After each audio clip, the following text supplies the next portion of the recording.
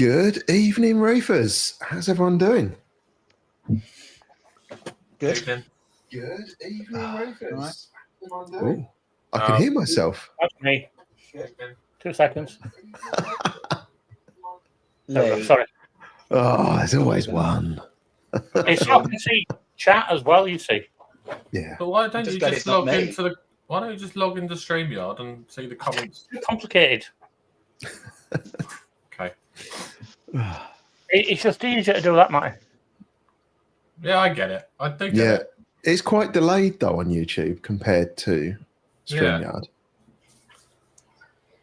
Well, StreamYard's instant, isn't it? Oh, look, Matt is Yeah. on. Hey, Matt is now. Hello, Norfolk Peter. Hello. So let's have a quick flick through, see who we've got with us. We have Fish Ventura. Good evening. We have Elisa. Russian. We had Hello, Lisa. Cindy from... Oh, I can't remember the name of the shop now in LA. We can't help you. No, saw her today and yesterday. The name will come back to me. It's like Global, Quality Marine. Quality Marine was where she was from. Good evening, John Wright. How you doing? John. Looking forward to seeing you the weekend. Good evening, Shamila. She enjoyed last week's live stream so much she's come back to watch it again. Good. It's good news. We did something right. I bet she's busy. Yes. Yeah, all the frag swapping going on. Although I've lessened her workload this event by only swapping one coral, not 50 like I did for Aqua or whatever the number was. Jeez. Good evening, Dan. Hope you're doing well. Well done. Yeah, watched this video today. Yeah. Evening, Jazz. Hello. Just beat Liam. Okay. Maybe Liam's at work. Yeah. Maybe she's just beaten him and he can't come online. Oh, maybe that. Yeah. Good evening, Amanda. Hello, love. My carnivore buddy. Yeah. Good evening, Anthony. Hello. Hope you're doing well. Centropyge Collector, who I know is on Discord now, but I don't know his name. Anyone know his name? Or her name? Their name? Nope. No idea. No. Well, we must have homework for next week. I'm going to try and sort that one out so I know. Liam is in. Good evening, Liam. Hello. Yeah, all right. Who else we have? Harry. Good evening, Harry. Harry Boat. Go. Dave's back from the gym. Hello, Hey, Dave. Dave. Dave. Oh, he says he hates new tank syndrome. Does that mean that he's having struggles? No, He's full of no, shit. he's not. He's Full of he's shit. fine. Absolutely fine. Yeah. He's making it look easy. He's breezing, isn't he? Yeah, he's walked it. Yeah. added some new tangs. Not a fucking worry there. It's just Mimicking a score pop. yeah. It's just it's just becoming easy. Good evening, Reese. Evening. Reese. We have Oh. Bristol Reefer with us as well this evening. Good evening.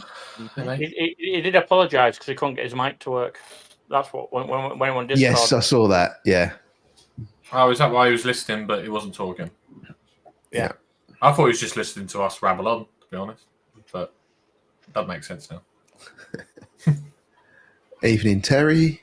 Evening, Terry. Oh, Right. Good evening, Reef 216. A name I haven't seen for a little while. Hope everything's well. Yeah, that's true. Good evening, Chris. Evening, Chris. hello. Chris, Chris, have you done any of the frag swap? Because he was cutting coral like last weekend, and I was wondering. I ain't seen him in the frag swap. But it's macros. Maybe he just throws it in the bush. Well, that's what I try and avoid him doing. So I said to him, use the frag swap. Yeah. You don't go and dress up as a bush and sit outside his house. Yeah, camoed up. Yeah. Done worse. Good evening, Gaza. How's your dad doing? Hope he's doing all right. What do you think, guys? Nick and Stacey, good evening. Good evening, Tim. Tim, Hello, Tim. you all right? Dave's Reef, good evening, Dave. Good evening. Hang on, Banana- Dave. Good evening. Good evening, Rama. Rama. Hard to Yeah, import right. Grammy right now. You're gonna what? It's an old running joke. I'm Wow. far too important to say hello to Rami. Oh. Coach, good evening, Coach. Hope you're doing Coach. well.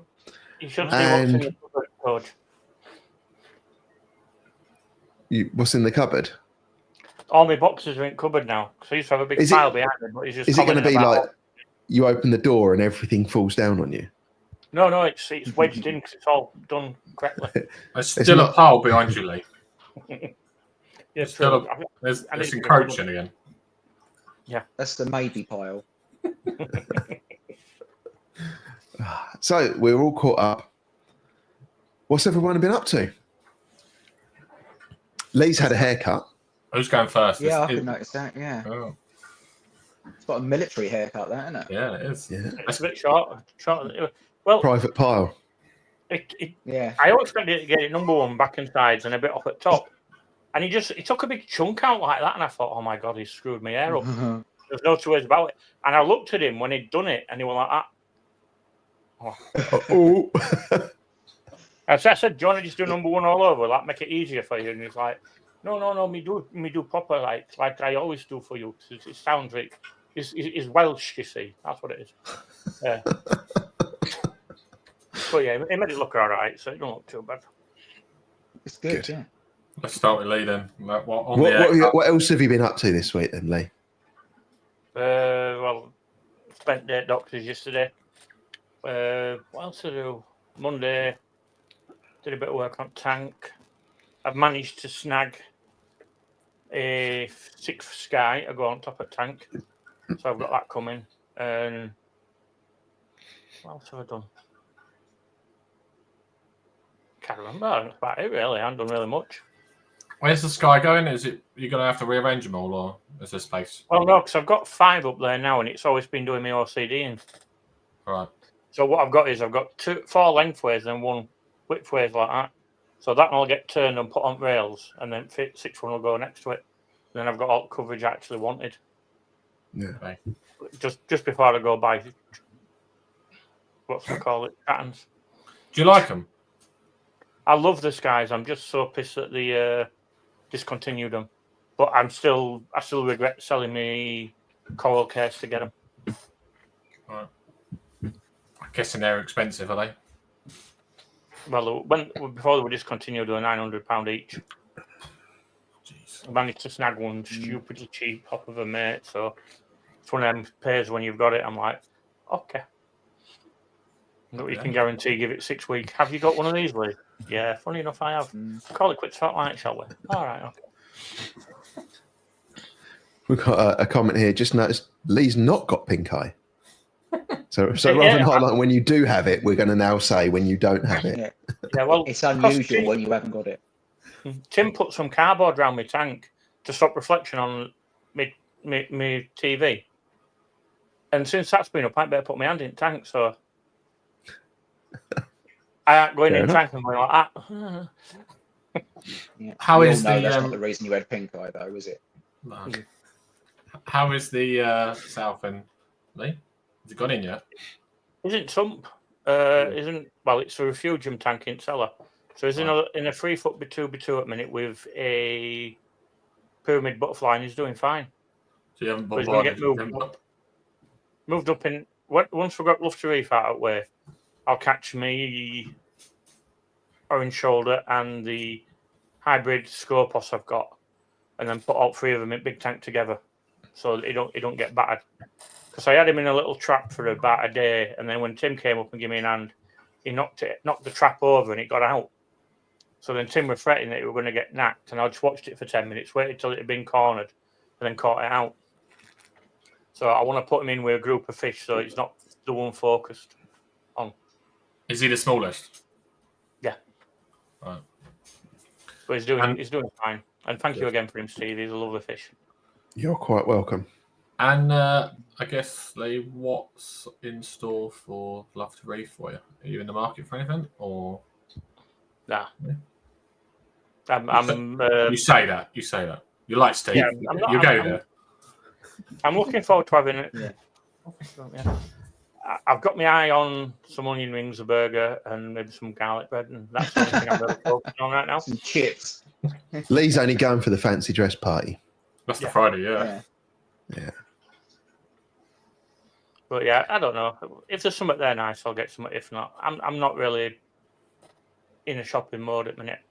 I'm still wanting to get my tank level and back how it is, because turns out my pH probe are knackered as well, so that's been another issue that I've been dealing with. And how are you finding your spin tester? My what, sorry? Your spin tester. It's quite easy. As you come through the front door, it's just on shelf there. So it's dead easy to find. Just stays wherever he leaves it. Or if you whistle Sorry, and he Matt, finds it like that. Yeah. It beeps. I run a you comparison test today with the phosphate Hannah 7131. So not the ultra low, but the standard one. Yeah. That came back at 0.35 phosphate, which is high because I'd run out. Spin test said 0.5, so a little bit out. But the test that I've got are 3 years out of date, so Yeah. Are you planning to try and work out what the blend is between the two and then rely on the spin? Yeah. I use the spin more than out, and then I have the Hannahs for whenever I need them, just to check. And what did you run out of lanthium? Yeah. I'd because I had 12 litres in cellar, and I forgot to top up the tub that I've got upstairs, which is only a 2 litre tub. So when I come to check it, I noticed one on in it, and I'm like, shit, not again. So then when Tom called round Sunday to pick some bits up, I got him, because the tub it's in, I can't lift it up. It's got an handle on end, but it's also got the lid at the top bit here, so it pisses stuff out if you lift it up. So I got Tom to carry it up for me, and now I've put it in place. It's one of them stupid little jobs that pisses me off because I can't do it myself. See, Dave's coming. He's got a point. Firstly, good evening, Rob. Hey, Rob. Hello, Rob. And we also had a comment from Gaza about your tank, Matt. Coming along great. It is. It's growing out. And Harry had a question. How do you get the yellow tank to stay so still? It's on pause, mate. Well trained. Yep. Told you last week when I was on. Filled with resin, mate. Clear resin, job done. That's what it looks like every year, every day. Forever. Yeah. I was tempted to empty mine and get a load of them Lego ones. There you go. How'd you know that one's not Lego? So I ain't got bumps all over it. Good answer. Speaking of Lego one, did they still have tank full of Lego at TMC? They had a load of assembled Lego. They had a TMC Lego and a Ray, and it wasn't the tank, it was just on a windowsill. Oh, right. Well, as that room where they had all stock when I last went, you come round corner there and there was like 8 before tank, and it was full of alt Lego, and it looked awesome.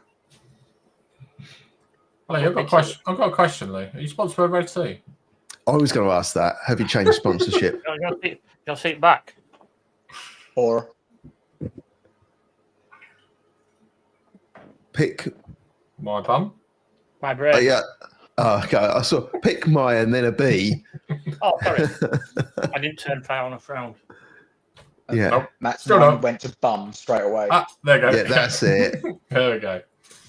Excellent. No, I was chatting with my mate Lee at his shop, Just Marine in Bolton. Superb shop, great people. Run by family and friends, family-run business. And because they're all little, small, skinny people. Totally. Says, "Oh, we've got these two. Do you want this?" And I've got Red Sea t-shirt and Red Sea hoodie. I haven't done my washing yet, so I thought, this will do for life. What that cost you? I bet someone asked if I'm now sponsored by Red Sea. No, I won't be sponsored by Red Sea. They don't do big enough tanks for me. What was the question, Matt, that you said Oh, that Dave asked? It's 12 litres, week's worth that. Yeah, about that. I've just had to turn it up again. I think I'm on 58 mil a day now. Scary, that is. Yeah. It is if you haven't got the background that I've got with using Lanthium. That's the thing. That's what people forget. You think automatically I've only been using it like 2 weeks, but I've been dosing Lanthium for 6 years.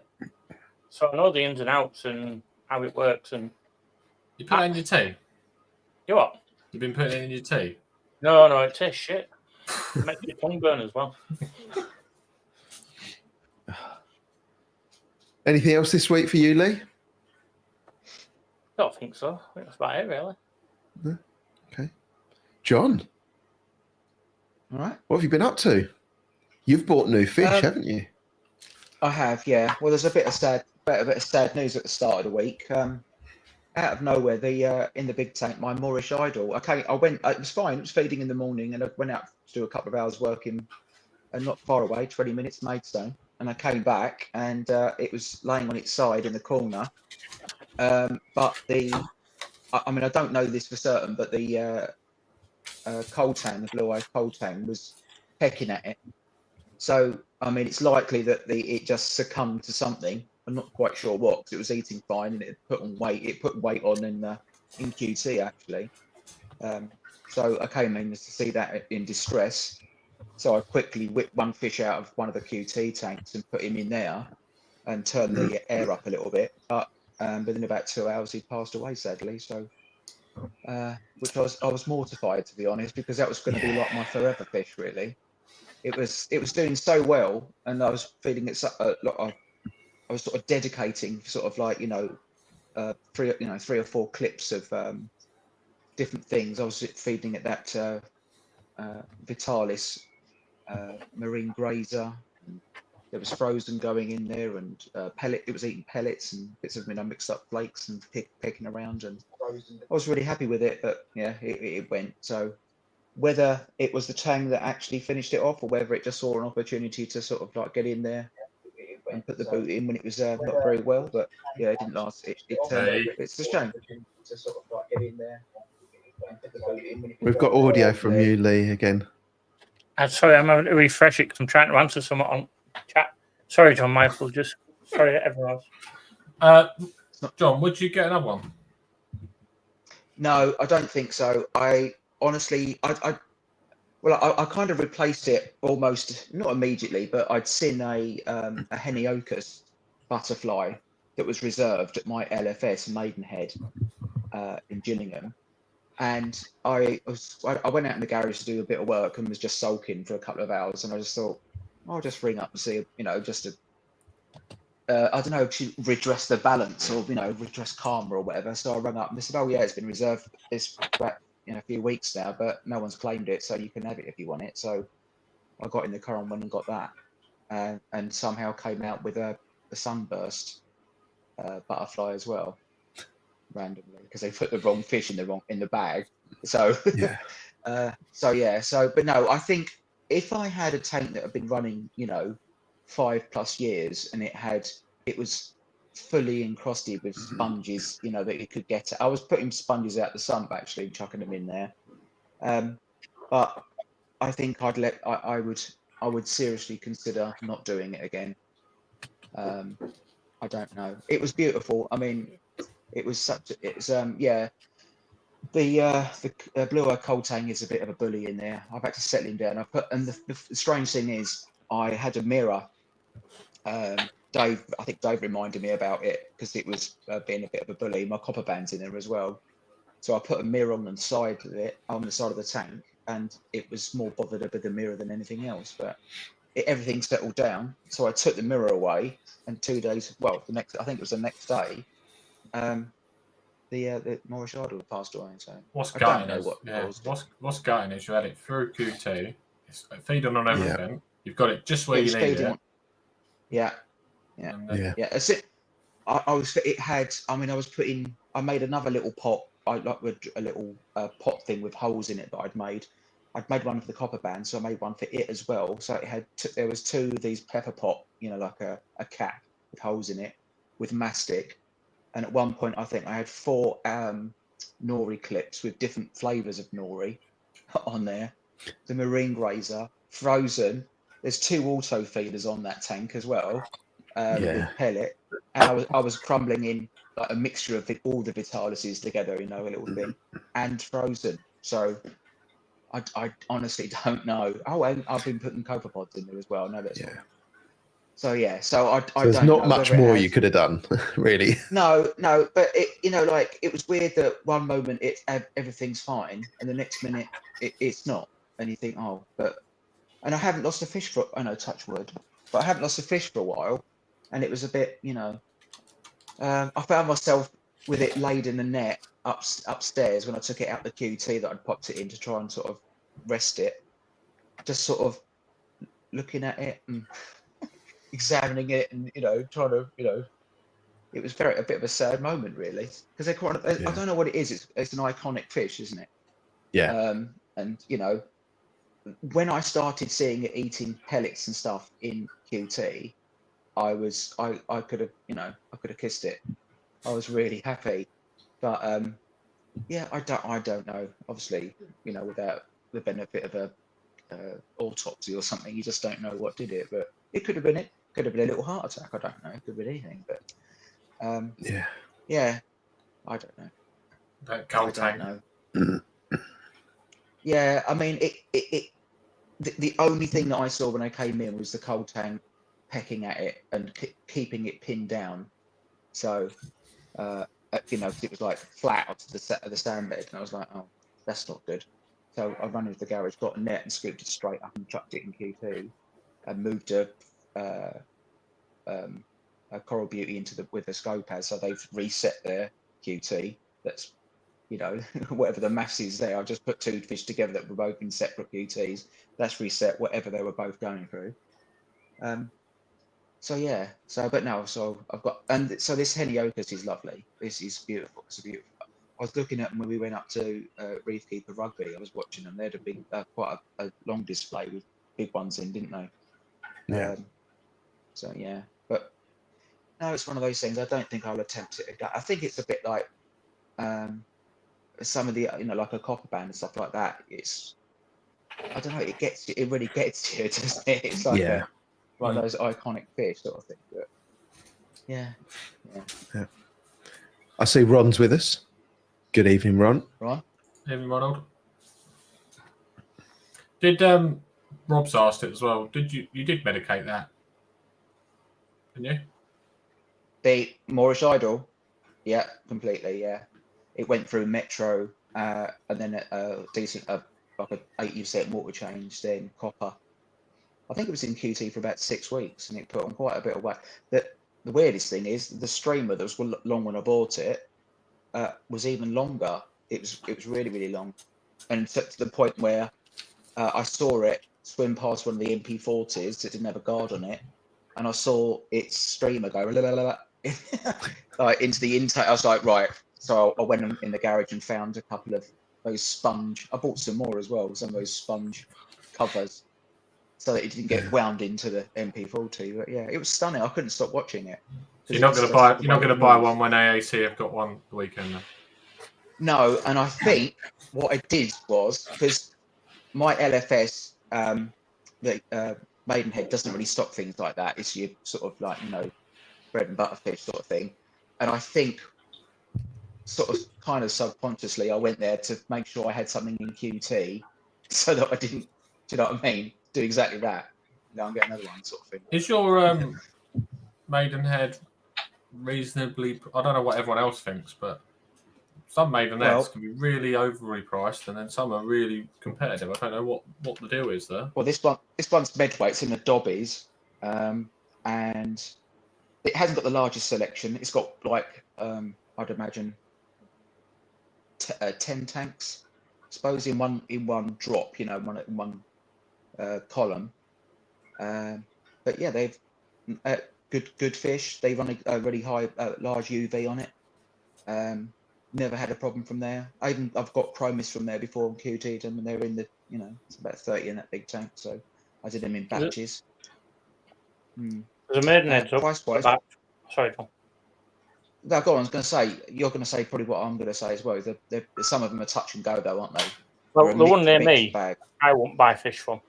And it's like 10 minutes from my house. But they had a piece of, last time I were in there, a piece of rock that big, full of xenia.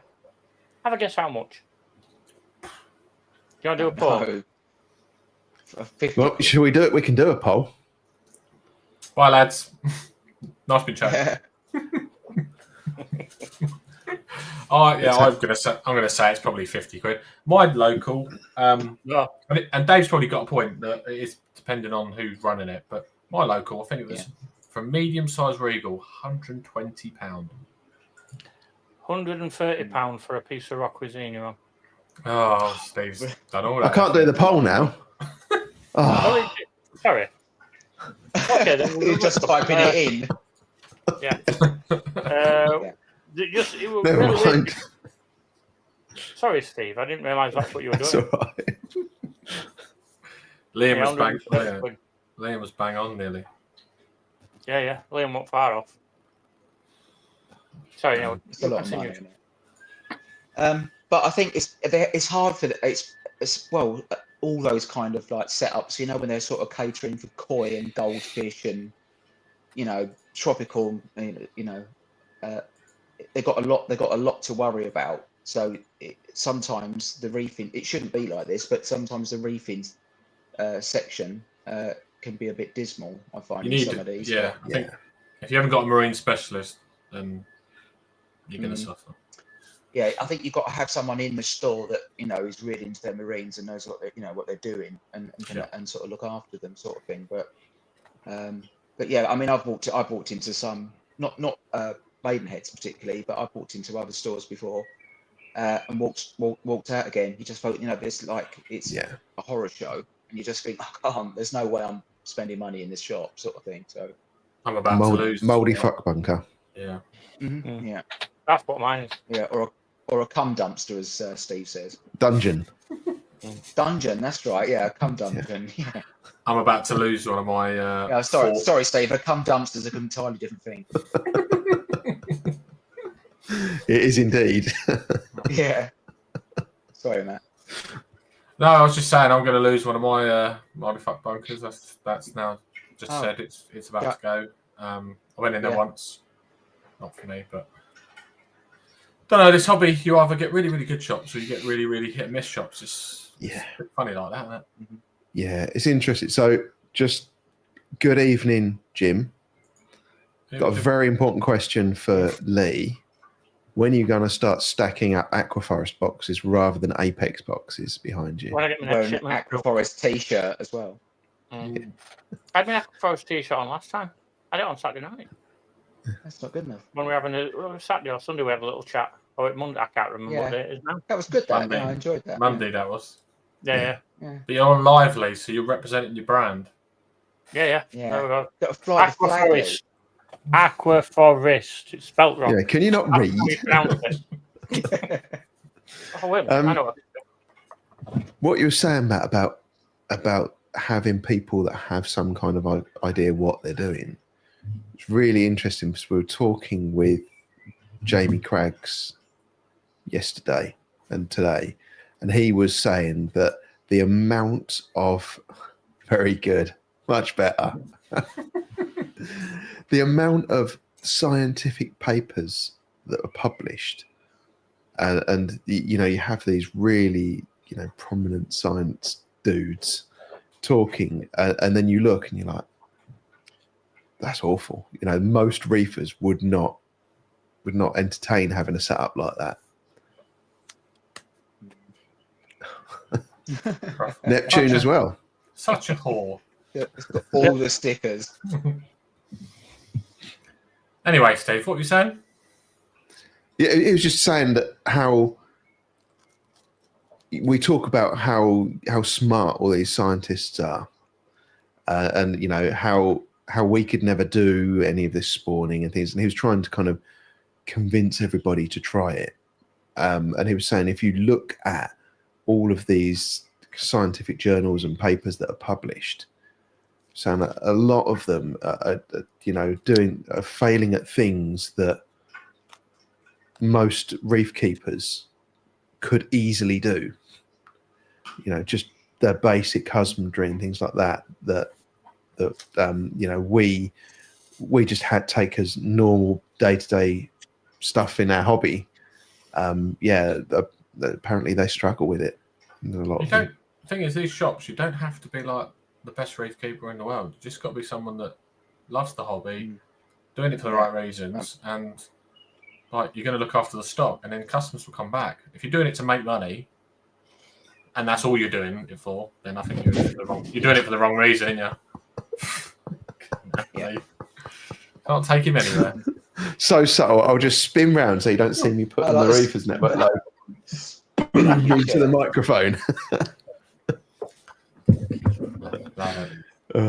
You look like a Formula One driver now. I thought you were saying he looks like a Formula One car. Yeah, honestly, I won't fit in one of them little seats like that. Evening, Harry West. Good evening. Hello, sir.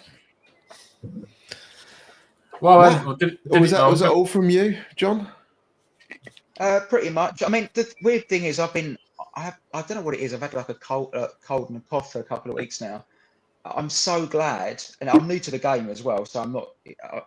I'm very, very late to the game with auto water changing, but all the main tanks are on their own separate water change sort of schedules, and where I haven't been very well, it's been worth its weight in gold. It really has. All I've had to do, like today, I was in the garage and I just chucked two 4 kilo salt boxes in the left-hand chamber in there and put the MP10 on and left it, checked it, put a little top-up bit of salt in it and just open a valve. And that's most of the, apart from Carly's tank, that's all the tanks with their water changes done.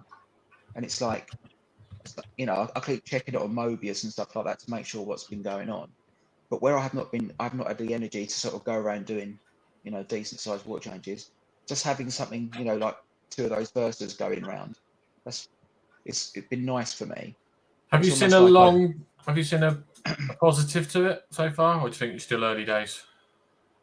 Well, there are several positives. I mean, the main positive is you get more time to do things that you want to do elsewhere with the tanks, So little jobs you want to do, and getting involved in like this frag tank's been a bit of a problem. I wanted to move stuff around and sort that out.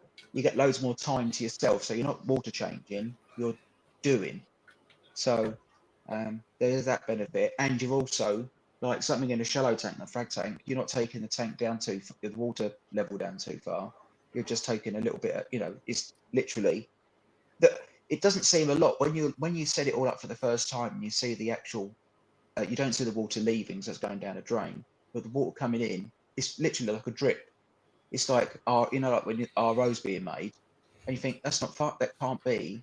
But when you do the math and you add it all up, most of them are about sort of getting on for about 20% a week, and it's just literally dripping away. And it does it from sort of like they're on different time schedules, like an 8-hour schedule. I really like it.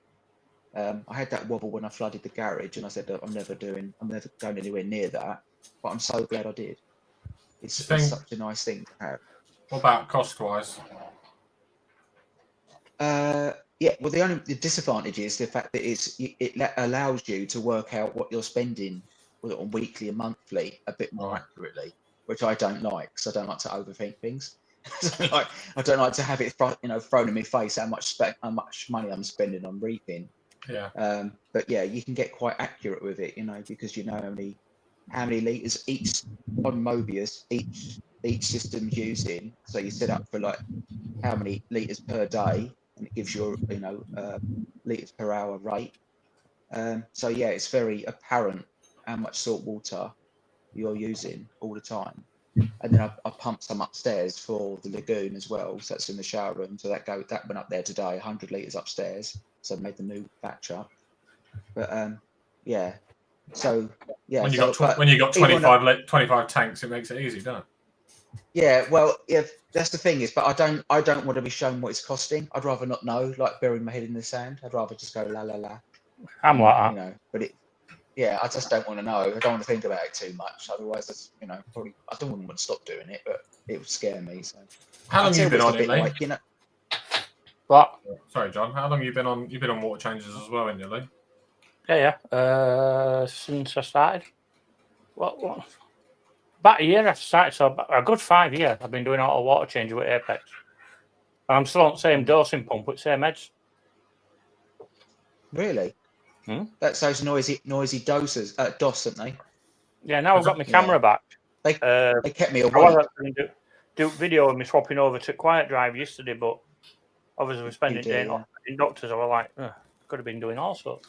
So is that the plan? You're going to use the quiet drive for the auto water change? Yeah. Okay. I'm going to change heads over. I'm just going to unclip them and put the old head straight on at new doser. Oh, so you're not going to use the unit? I'm going to use the Quiet Drive unit, but the heads clip on and off. Are they the exact same then? Yeah. Okay. Only difference is one's Quiet Drive and it's black, whereas other ones are grey. Makes lots of noise. And you use Versus, John?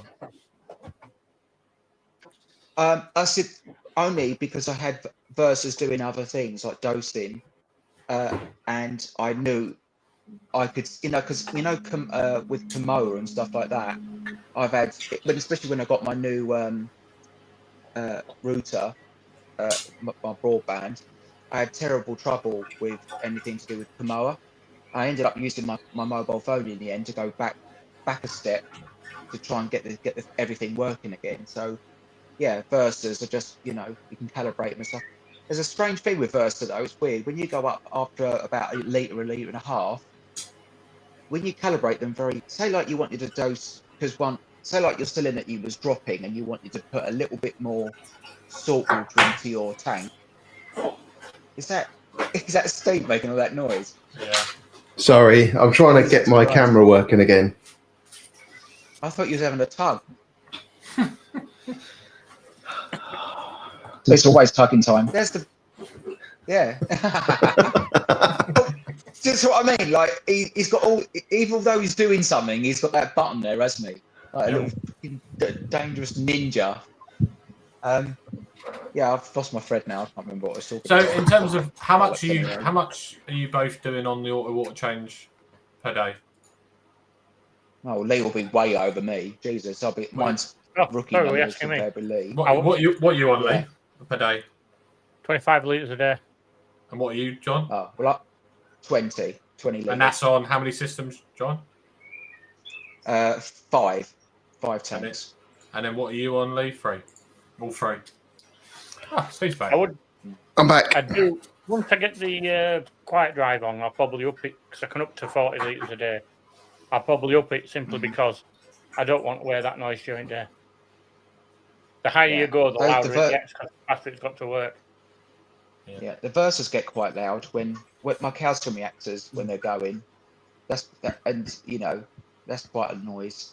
And they've got like a bit of a, you know, that harmonic-y kind of thing. You know, when you go into 15 or 16, whatever it is, and it would be silent, and you go up another couple of litres per minute or whatever, and it'll go. You'll hit a noisy spot, so you really want to go above or below it, sort of thing. But yeah, I just went Versa because I could. What were you doing anyway, Steve? Well, I had to take the battery out of my camera. I don't know whether the USB dock has not got the power's failed in it, so it's working for USB connection, but it's not working for power. But then I took the battery out; it's a little bit puffy, so it might be the battery that's died. Why don't you use your Why don't you use yours more? Because this one's always set up on my desk, and the batteries were flat on my Osmo from all the filming I've done over the last couple of days. Up until me getting the little one I've got now, I use Osmo all the time, but I wanted something same. I could just leave it on here. Yeah, I like being able to just leave that one set up there and just not have to think about it. So is that one not hardwired in then? This one is, yeah, but it's a camera. It's a normal vlogging camera with a battery in, and it's always connected, so it should be able to maintain the charge all the time. So I shouldn't need to worry about it, and I don't normally. But I've noticed over the last few days, I've got it plugged into a dock, and I've also got a USB drive plugged into that dock. And whenever I'm using my computer and the camera's on, I hadn't associated the two, but the USB drive keeps disconnecting and reconnecting, and I think it's not got enough power to run the camera and everything else. So, but the battery will last the rest of this live stream, but I need to fix it before the next one. Lee, have you checked your camera back from Tom yet? Yeah. I got What's it on back. there? When did I pick it up? I dropped it off Sunday morning. Is there any bedroom shenanigans going on? Is there, no, see, he bought himself a new SIM card, not SIM card, memory card. So he didn't use mine. Right. Okay. There's nothing But on yeah, there. He went out, as we said earlier, he went out and locked bought up one. again. Sorry? Oh, did he? All right. Yeah, he got. I was going to say, there's nothing on there that's going to. Not that I've seen. Yeah, Not that I'd really want to see anyway. Touching tips. Well, you say that. Yeah. Just a tip. I've got enough Pink nightmares tips. as it is. I walked in on my mum and dad having sex once, and that was enough to scare me. That was my 8-year-old birthday. Moving on. Moving on. Right, Steve, tell us about your couple of days coming. You've been in amongst it, haven't you? I have, yeah. It's been really good. I went up to the Horniman Museum yesterday in London. Got there a little bit early. Thought I'd have a wander around. Was going to walk around into the gardens and record a bit of an intro before everyone turned up, trying to find a good angle of the museum to record it from. Was kind of wandering around, then I heard someone shout, "Steve!" And it was Prestige Reef and Reef Dork and Jamie Stacey. Stacey. That's it. Jamie's Reef, yeah. And so I sat with them and was talking to them for a little while. Then I hiked back to the car to get the rest of my equipment that I'd left in the car. And then we all kind of met up in this little pavilion area and saw people like Scottish Reefer.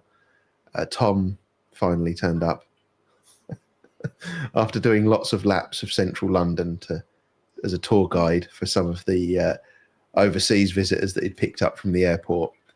And we had a really interesting presentation from Jamie on some of the work they're doing, and it was really, really nice for there to be excitement and positivity talking about the coral reefs, because you always are the 4th ever bleaching event. It's the biggest ever.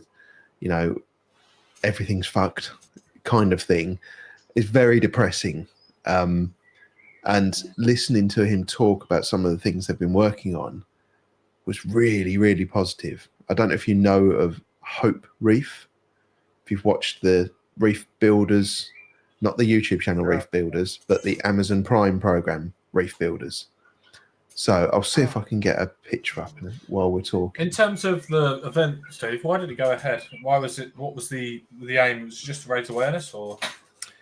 Yeah, it was to.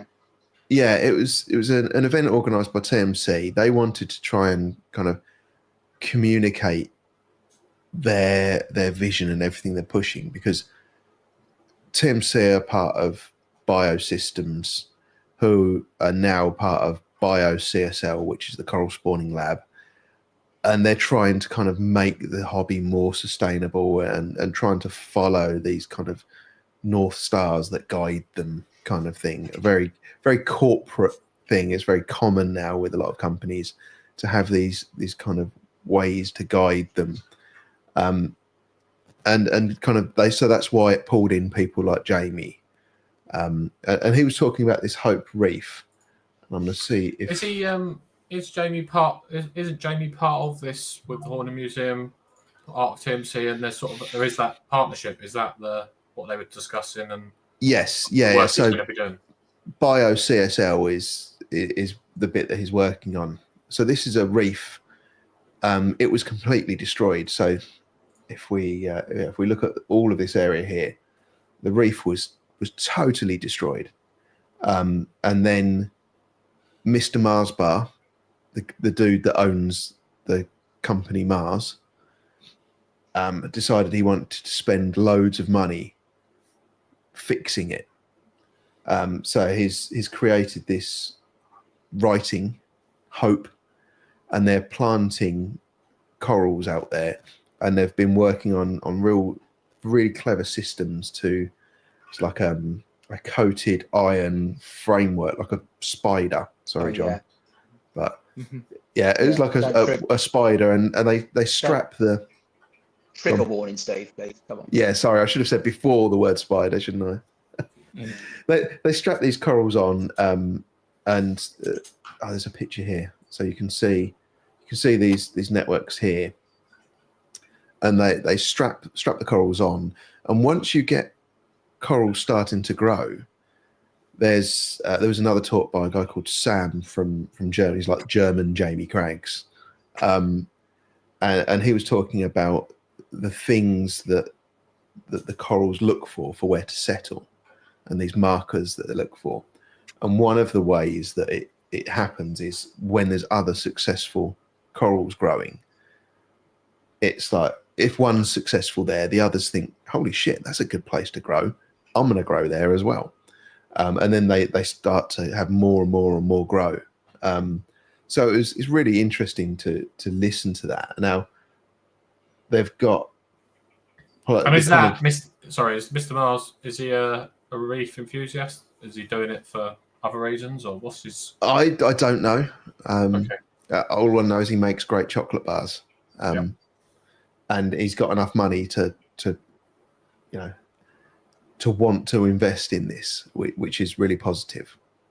And when we were speaking, they've seeded all the way around here, up across all the way across here, and they've got about almost a half of the island, if you don't want to call it an island, because it's underwater.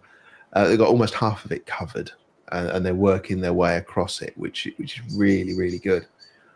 And to put it into perspective, he had a picture of his wife scuba diving, swimming over the bottom section of this E. And the bottom section of the E was probably 1.5 times her length. Okay. So yeah, I mean it's not ginormous, it's not miles across. Yeah. But yeah, really good. And starting off lots of other initiatives. He was talking about these the framework, like the T-bar framework that you're building tank stands out of. He's made like a whole box out of this, and then he's sitting coral trays for settling corals and kind of getting them through those early stages. And they've basically made it so that you can assemble it all at TMC, and where they're building them out the back. They can assemble it all, test it all, set it all up, and then crate it up and ship it anywhere in the world. And they can unbox it at the other end, and they've got a coral spawning lab, ready to go straight away.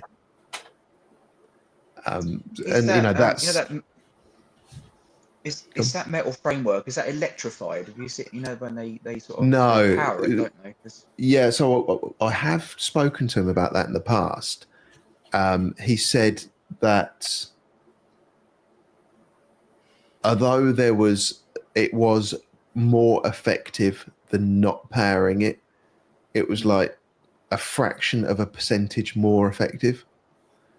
Right. So he said it's anodic, cathodic kind of reaction, isn't it, in the water?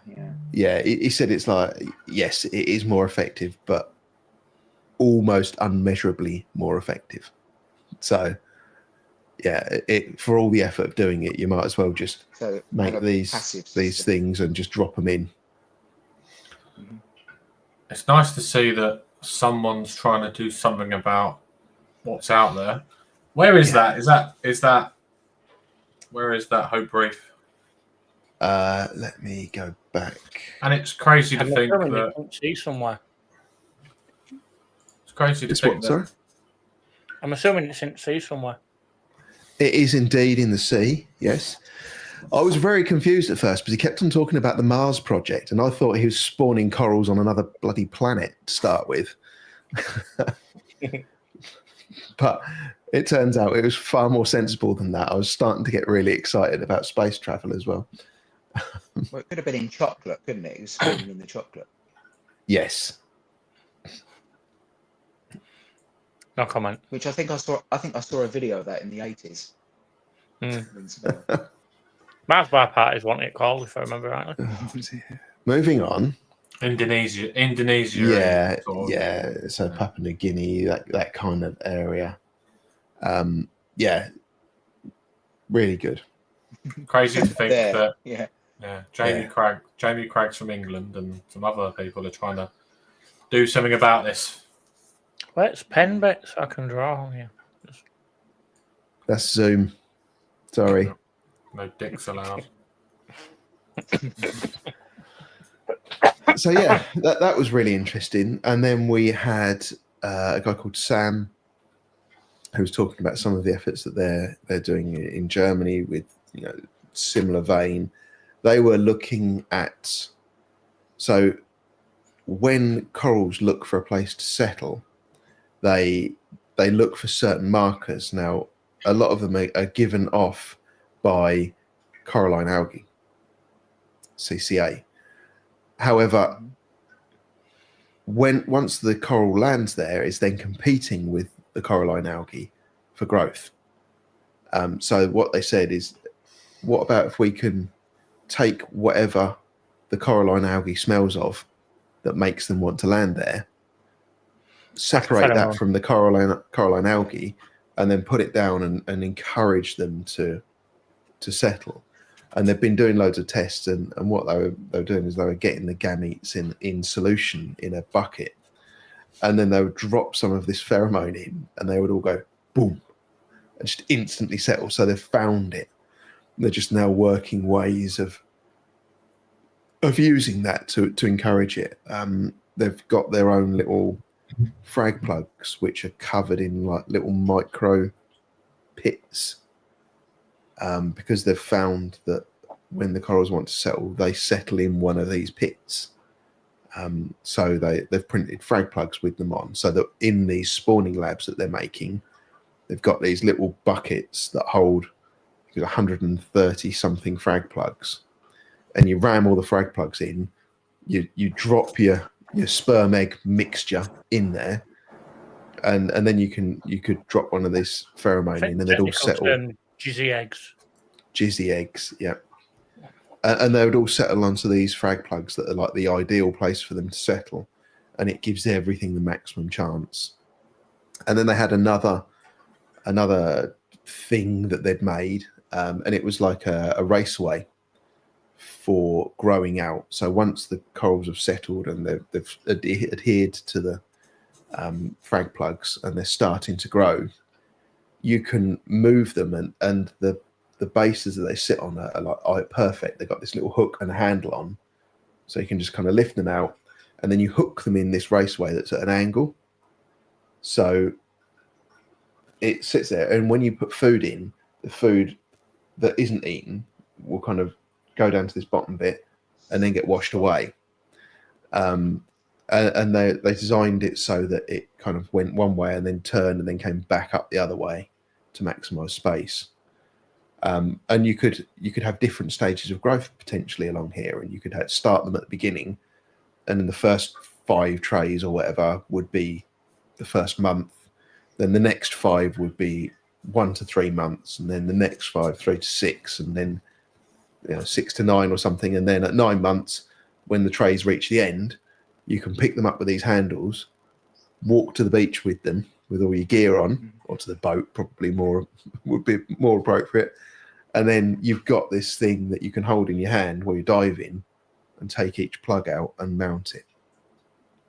So that I was really impressed looking at when you do mapping of processes in well, I don't know, I imagine it's in everything, but in engineering, you look at how something's built and then you look for ways to make that more streamlined and make it more efficient and make it faster. And he's applied all of that to the coral spawning, because it's like the easier and more successful we can make it, the more people will do it and the more corals will be out there.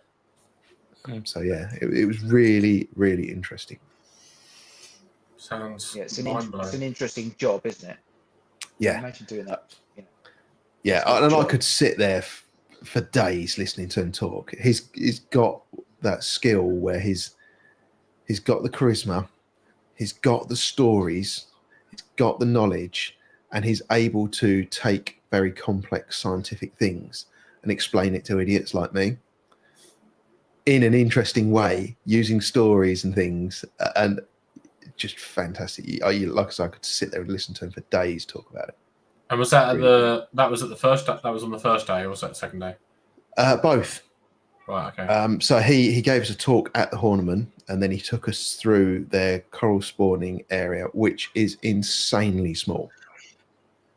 There was 30 of us there. We had to be split into 3 groups of 10, just so we had some chance of fitting in.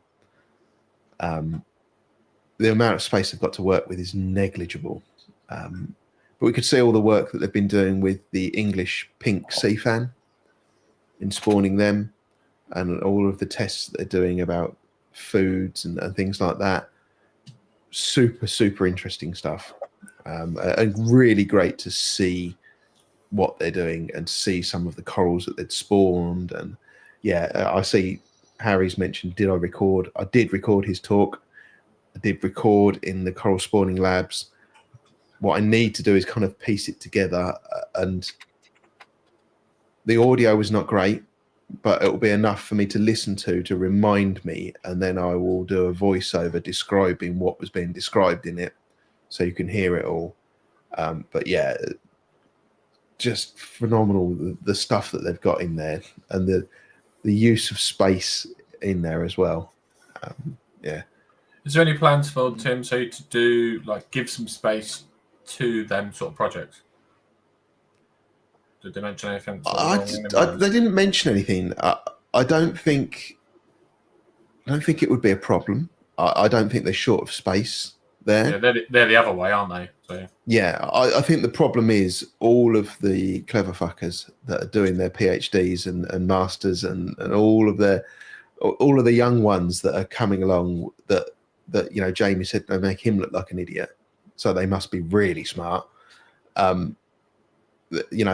They're all in London.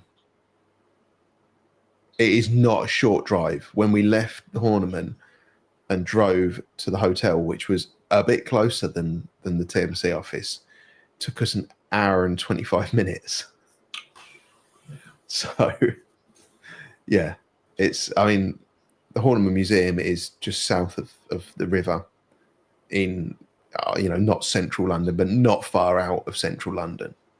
And TMC is literally right next to the M25 around the top near the M40 junction, basically. Surely would, isn't it? Sure. Yeah. Yeah.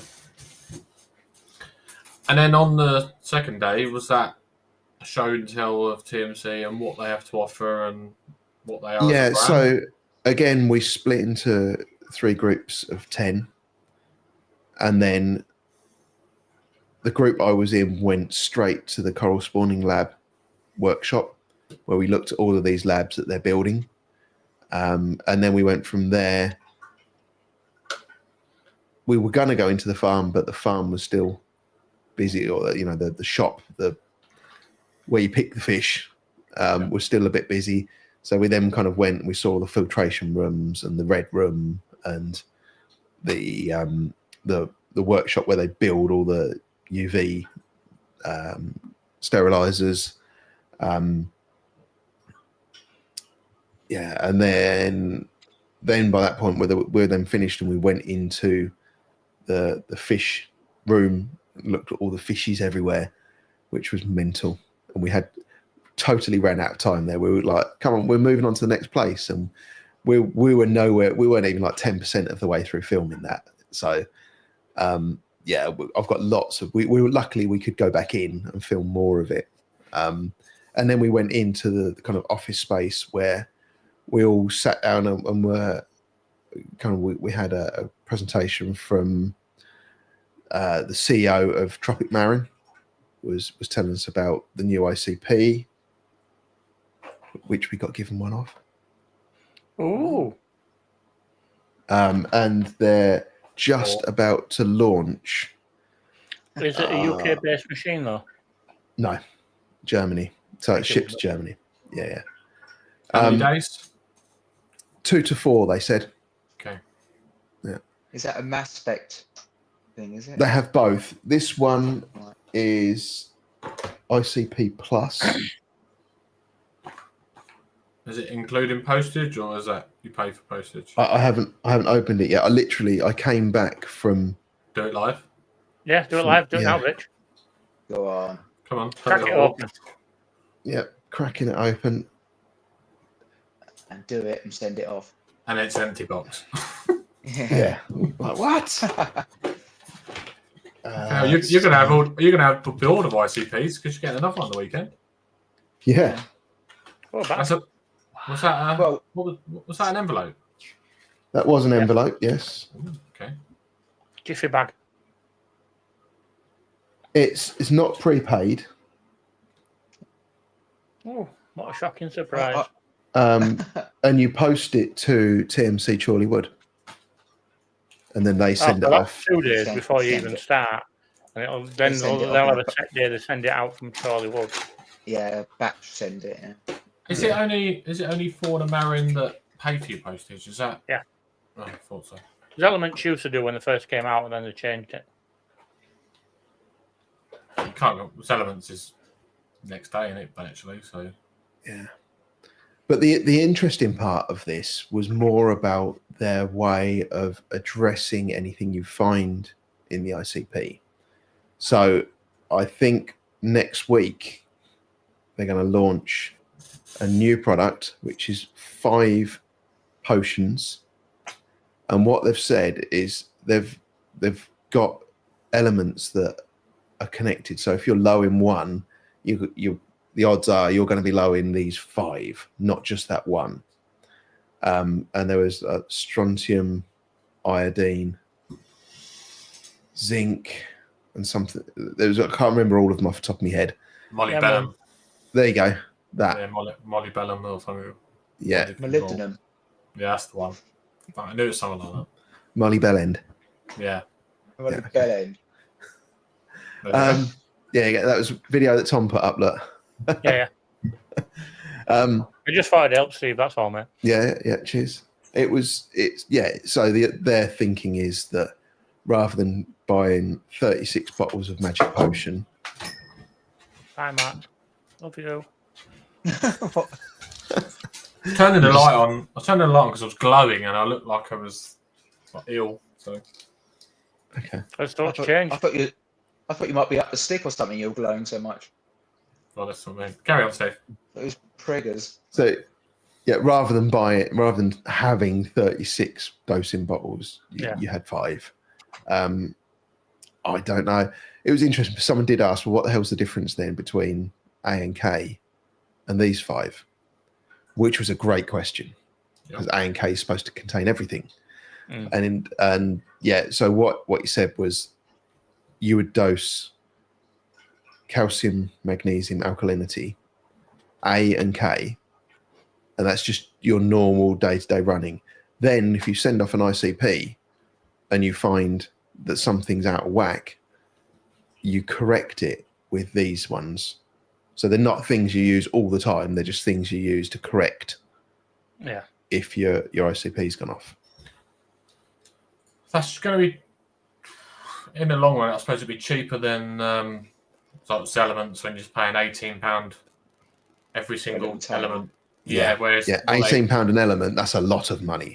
Yeah. Whereas what are they? Probably £18 a bottle of 5 elements. Yeah, not a clue. I don't know how much they are, but even if they're 30 quid, you're still saving, aren't you? Yeah. The only Yeah, downside so- will and be that was is interesting. the only downside will be, I guess, is if you're not low, then that mixture is not for you, I suppose.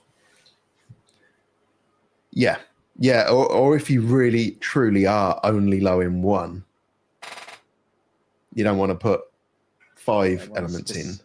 one specific element. Yeah. Yeah. You want that one specific one. So I don't know how popular it's going to be. It's an interesting new way of approaching the problem, I think. It's a clever idea if it works. Yes. Yeah, exactly. And it'll just be, we'll have to see what happens in the next 5 days. 5 days, the next 5 months.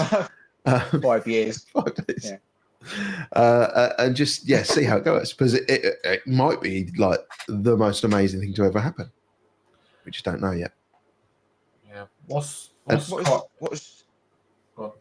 Go on, Matt. No, go on. I was gonna obviously it's a couple of amazing days you've had there. Your head must be sort of spinning from coming back from 2 days like that and sort of rubbing shoulders with everybody. What was your kind of takeaway from them 2 days? What would you? Or was it just For too much me, to take in? the biggest thing that struck me, and I've already mentioned it, but the thing that really hit me was how much more positive Jamie was in talking about the situation. Like an upbeat rather than what you see on Yeah. the news. And When we saw him at Coral Freaks, it was very much Danny Dyer. dire news. Yeah, it was not good. And a bit like this Hope Reef, he seemed like there is hope. There was really Like, interesting discussions. in a real way. Yeah. So what they've said is when the corals are really young, as they're first settling, they're very plastic. So that they can adjust to quite a wide range of changes. So they're saying if you can start to, and there's actually been someone order one of these coral labs with a stress chamber. They call it work. Right. But in this stress chamber, they cycle the temperatures. And then the corals that come out of that process are massively more resilient to temperature swings.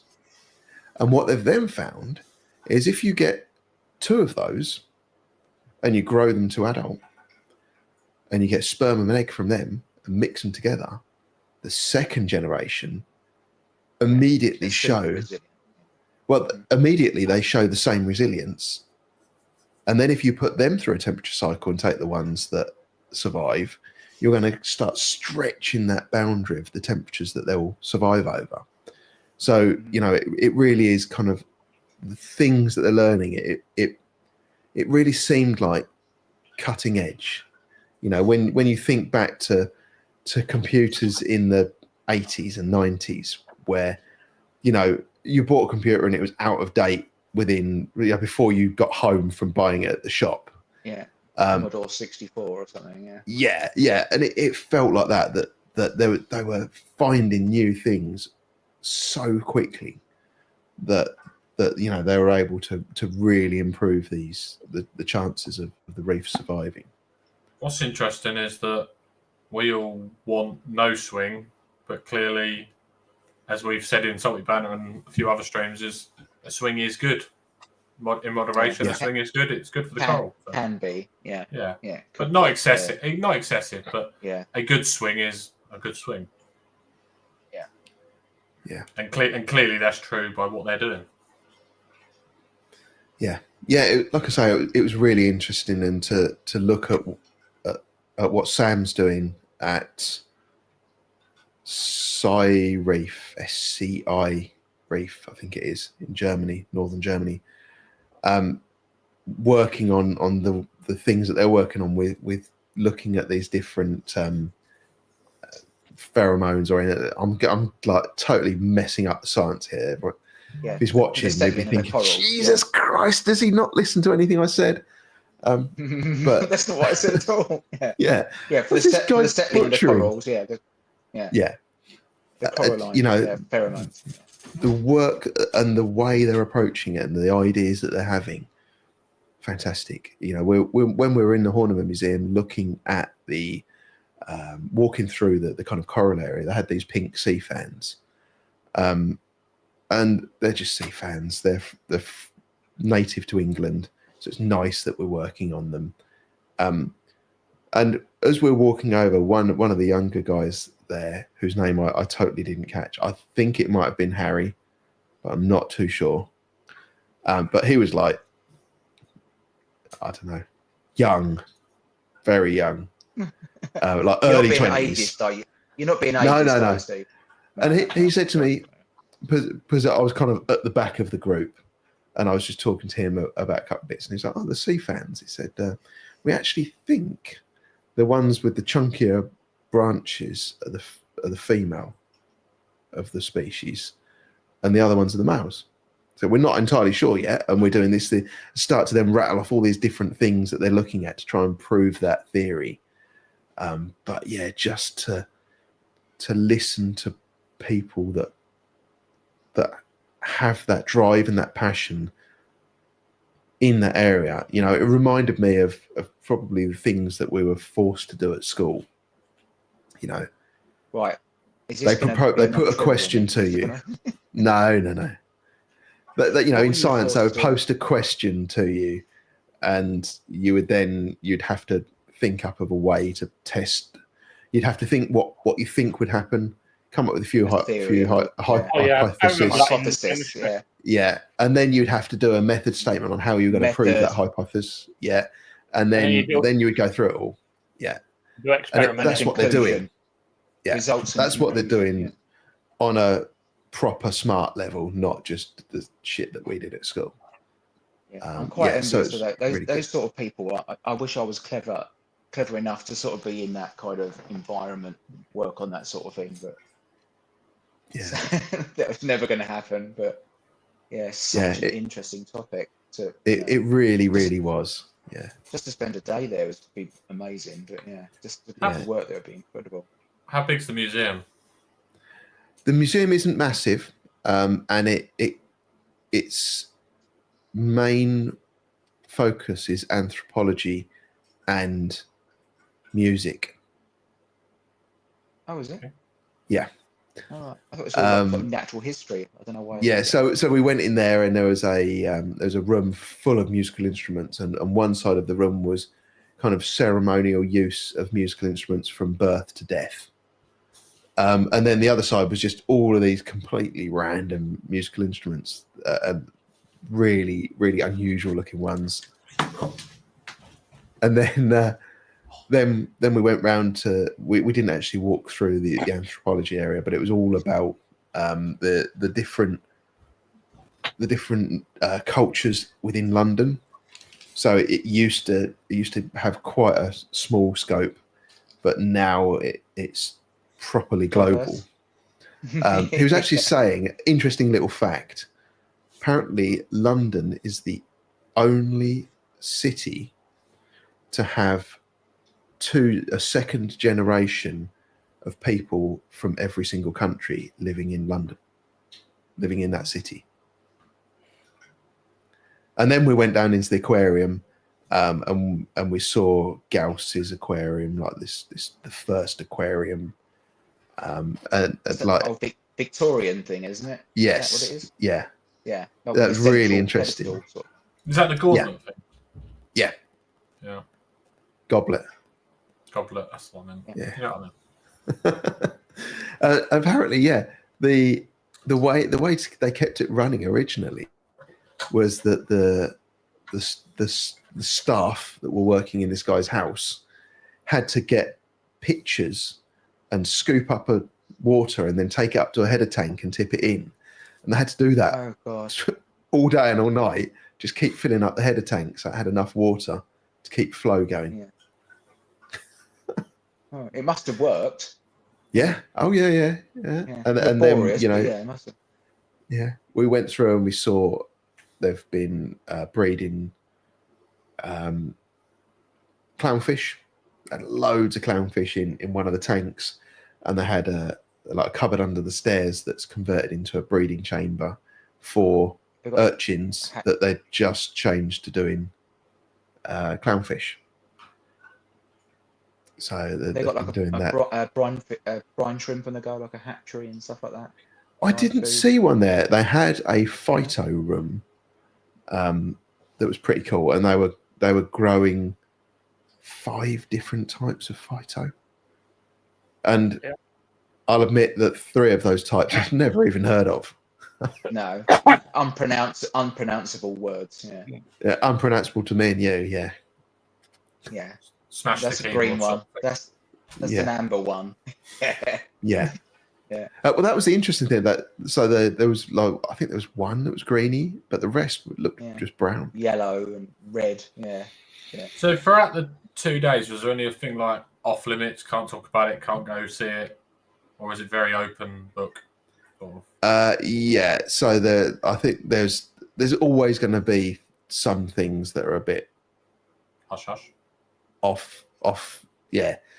When you're pushing the boundaries like they're doing, there is an amount of intellectual property that you can't. Yeah. So there was you can't go and look in that area. Okay. Well, it's biosecurity as well, isn't it? You can't just have any old Joe going into. Yeah. Backwoods You or don't something want to go and like dip that, anything in, and they might. Well, no. Just go and quite, dip So I was something in going the to hit tank. someone and go, "Oh, what's that there?" Yeah, What's that taste like? that's just his finger. Yeah. The lower Yeah. tanks were screwed when I leant over.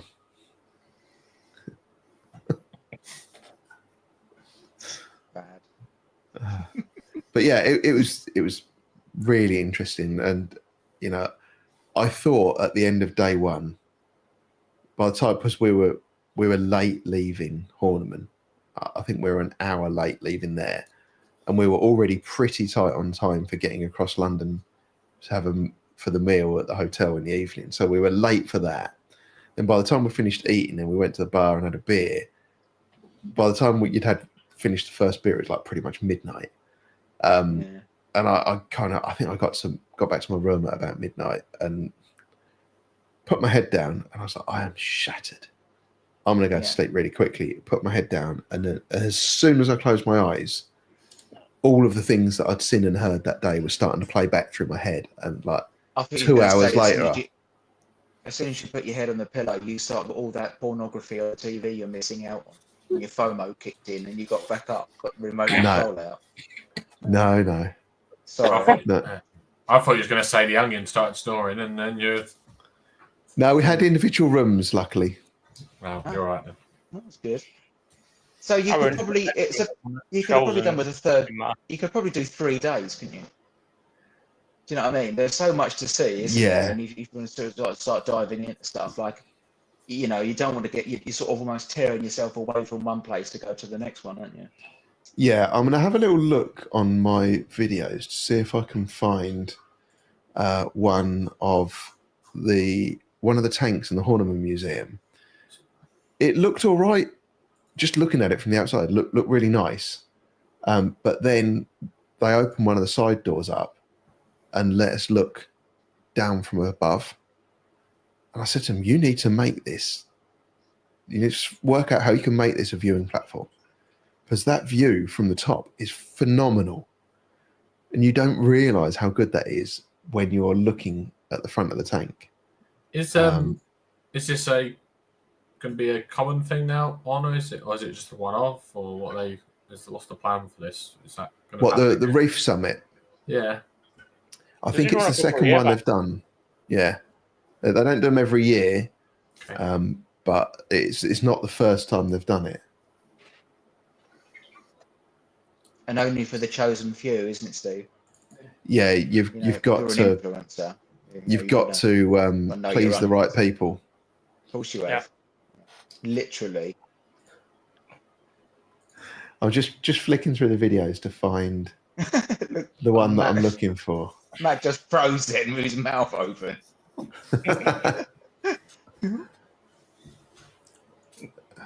Is this the one? Yes. Yeah. So This is let risky, me. and it going through your files here live like this. Yeah, that's why I'm looking before I'm Yeah, I sharing. know. Yeah, exactly. Yeah. Let me share this screen here. There was a lot of people from abroad as well. They came as well, weren't there? Yeah, there was like I said, we had Cindy from Quality Marine. There's quite a few people from South America as well. From Bulgaria, weren't they? Would have been Steve. I don't know. I don't think I can't remember anyone from Bulgaria there. You were chatting to him in group, Really and this been. is this one from Bulgaria or somewhere like that. Oh no, sorry, Barcelona, same place.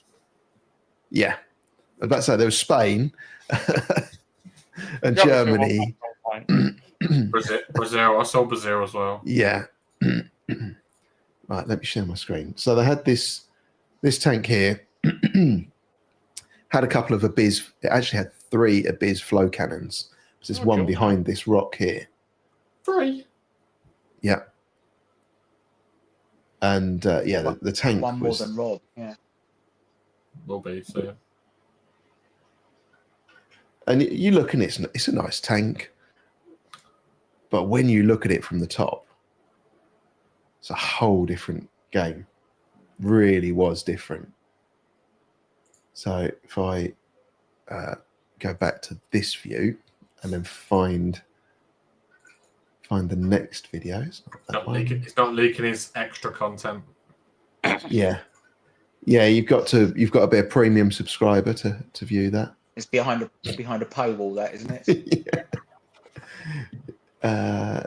I've got one of them, but everyone keeps asking for money back. I've got a refund. You've put it up wrong, Lee. You need to put it up to charge them to leave. Yeah.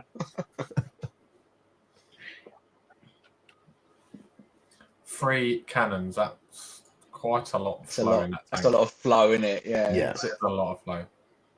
Yeah. It's pretty crazy. There's 3 of them in there.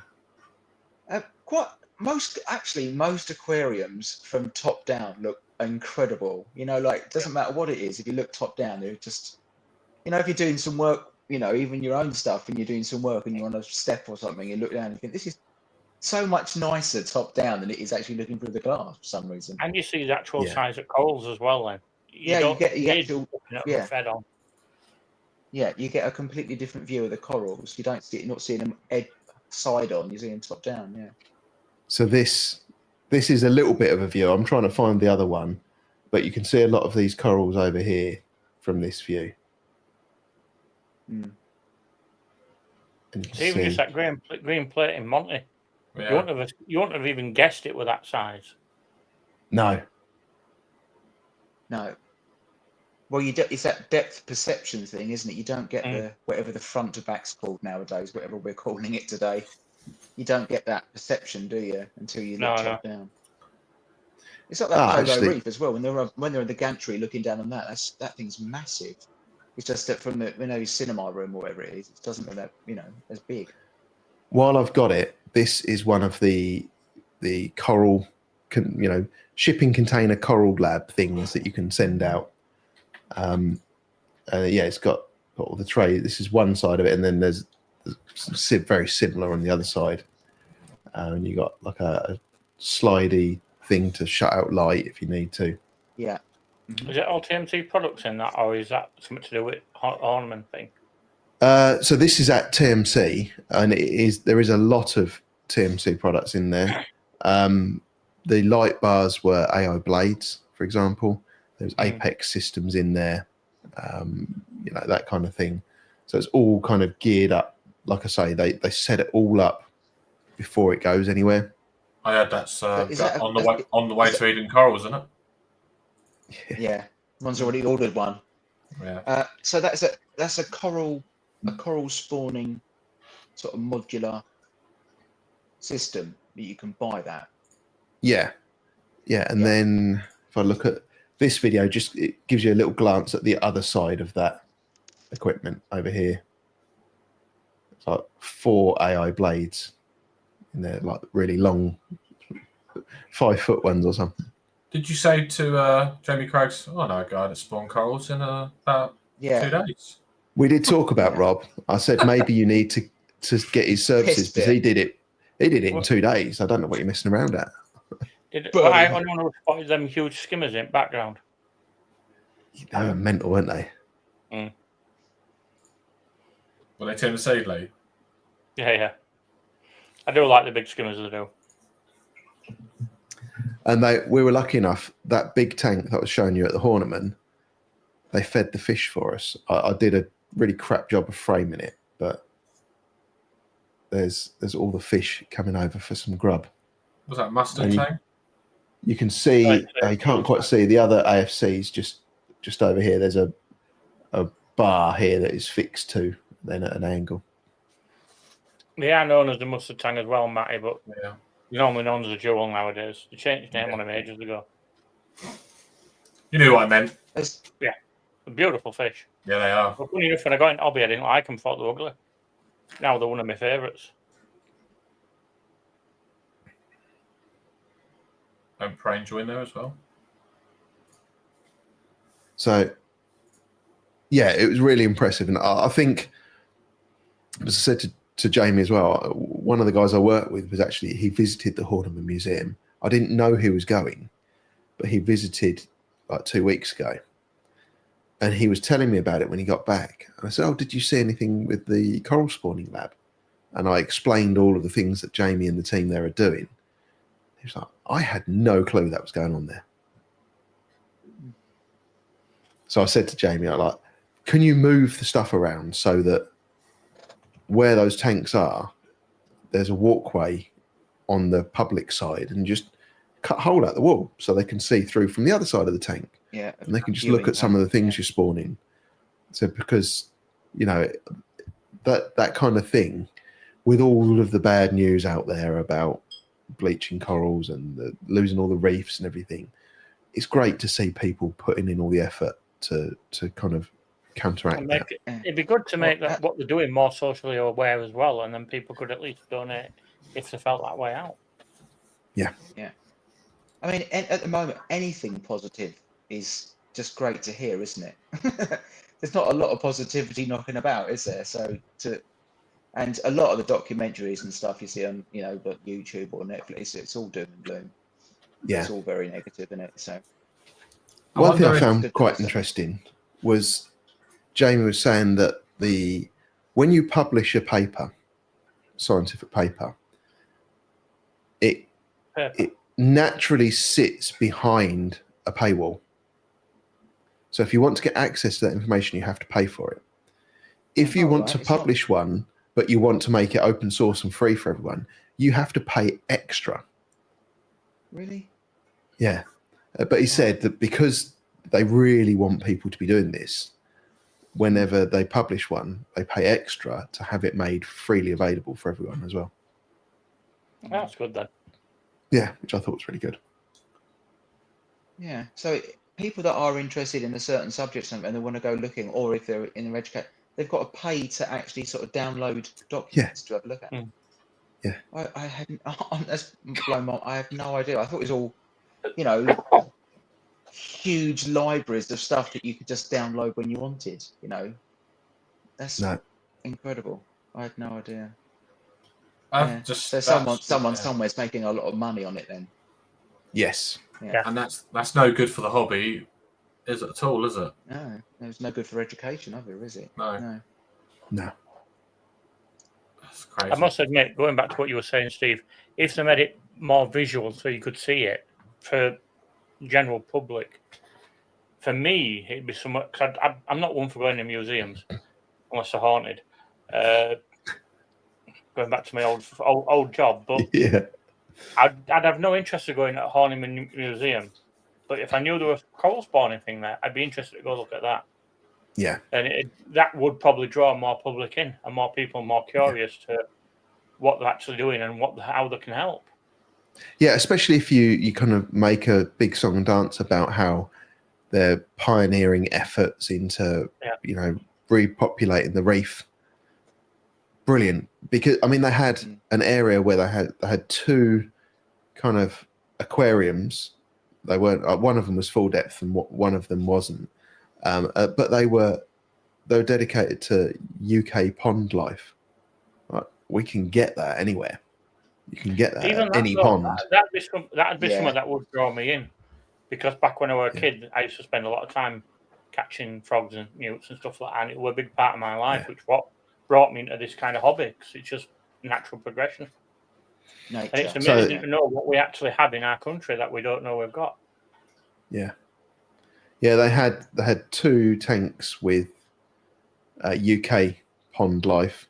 Then they had a little jellyfish tank, and then they had like 3 or 4, maybe even 5 kind of small marine tanks.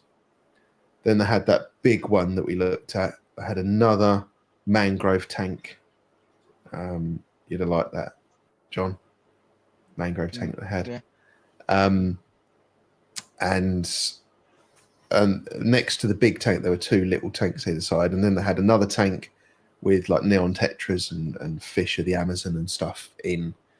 But I think, oh yeah, you could.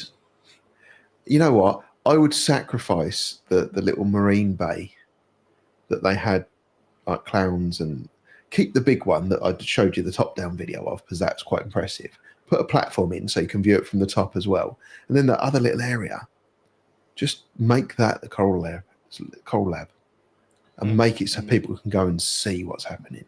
So is 'Cause Jamie's that's- team? Sorry. Yeah, no, I was just going to say, I was just going to end with, because that's really interesting and really unusual. So is Jamie's team big? Is it relying on sort of PhD students to be volunteers and going in there and? I don't know if they're volunteers. I mean, they are like PhD Or paid students. Yeah, interns or whatever they are. Yeah, they're clever. There's some clever people in there. Yeah. Yeah. Yeah.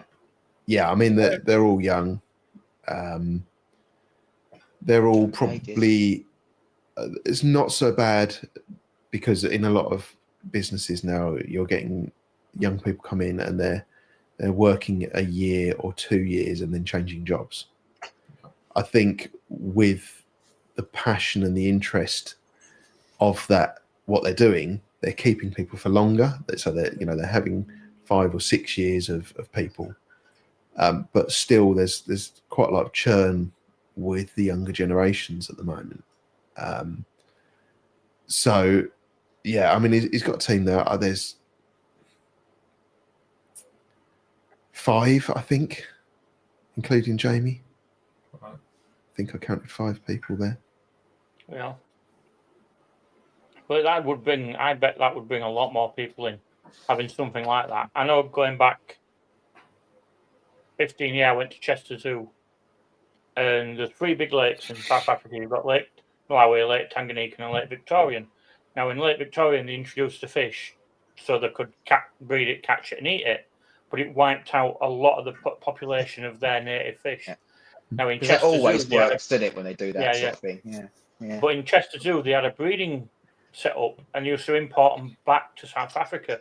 And they were breeding Lake Victorian fish and rebuilding population. And they had a big, I say what big, it was probably about 20-foot by 13-foot room with all different stages of fish. And you could see them all through, about babies. And it was fascinating. And that was one of the busiest parts in the zoo. It was just so interesting. And, same with that. If they did it there, they could get so much more people in and get public awareness of it a lot more. Yeah. 90% of the public don't even know what's going on with coral reefs and such. Yeah. Sorry, I'm rambling. I think it's right. I think to inspire the next generation is what this hobby's all about. Yeah, and that was really interesting, because that was what the kind of general thrust of what TMC were wanting to do, was to attract and educate the younger generation into the hobby, so that they get interested in fish keeping. It's revenue for them, but also they've got all of this work in making it more sustainable, and you need to have a revenue there for businesses to do anything. If it's a very nice thought to go and populate the reef, but very few people can afford to back it, so it's got to be profitable. If it's not profitable, it's going to just die out. So And you the more- need to find ways to make it profitable, and you need to balance that care for the environment and doing things the right way for the right reasons with making enough money to make it profitable. And the more hobbyists, the more shops, the more users of TNC wholesale, which then they can put back in a percentage every year to that project. No, it's not just hobbyists. It's like, like you stop the average person in the street and you talk about like what's happening with the corals around the world, and reefs in general.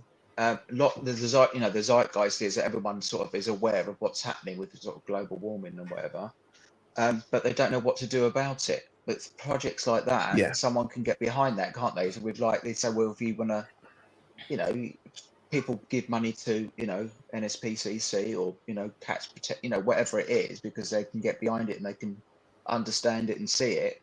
So public awareness of that sort of nature, and something that is a project, not necessarily that one, but whatever project it is for the reefs, people will give to it because they understand it more, just like they give it to Yeah. RLLI or something, so Yeah. and I think because it just generally makes it better just to hear about it, because it's positivity, isn't it? when you hear, oh my God, this is going wrong, but there's I don't know why I no put you in. how to fix it, you're like, well, what do you want me to do about it?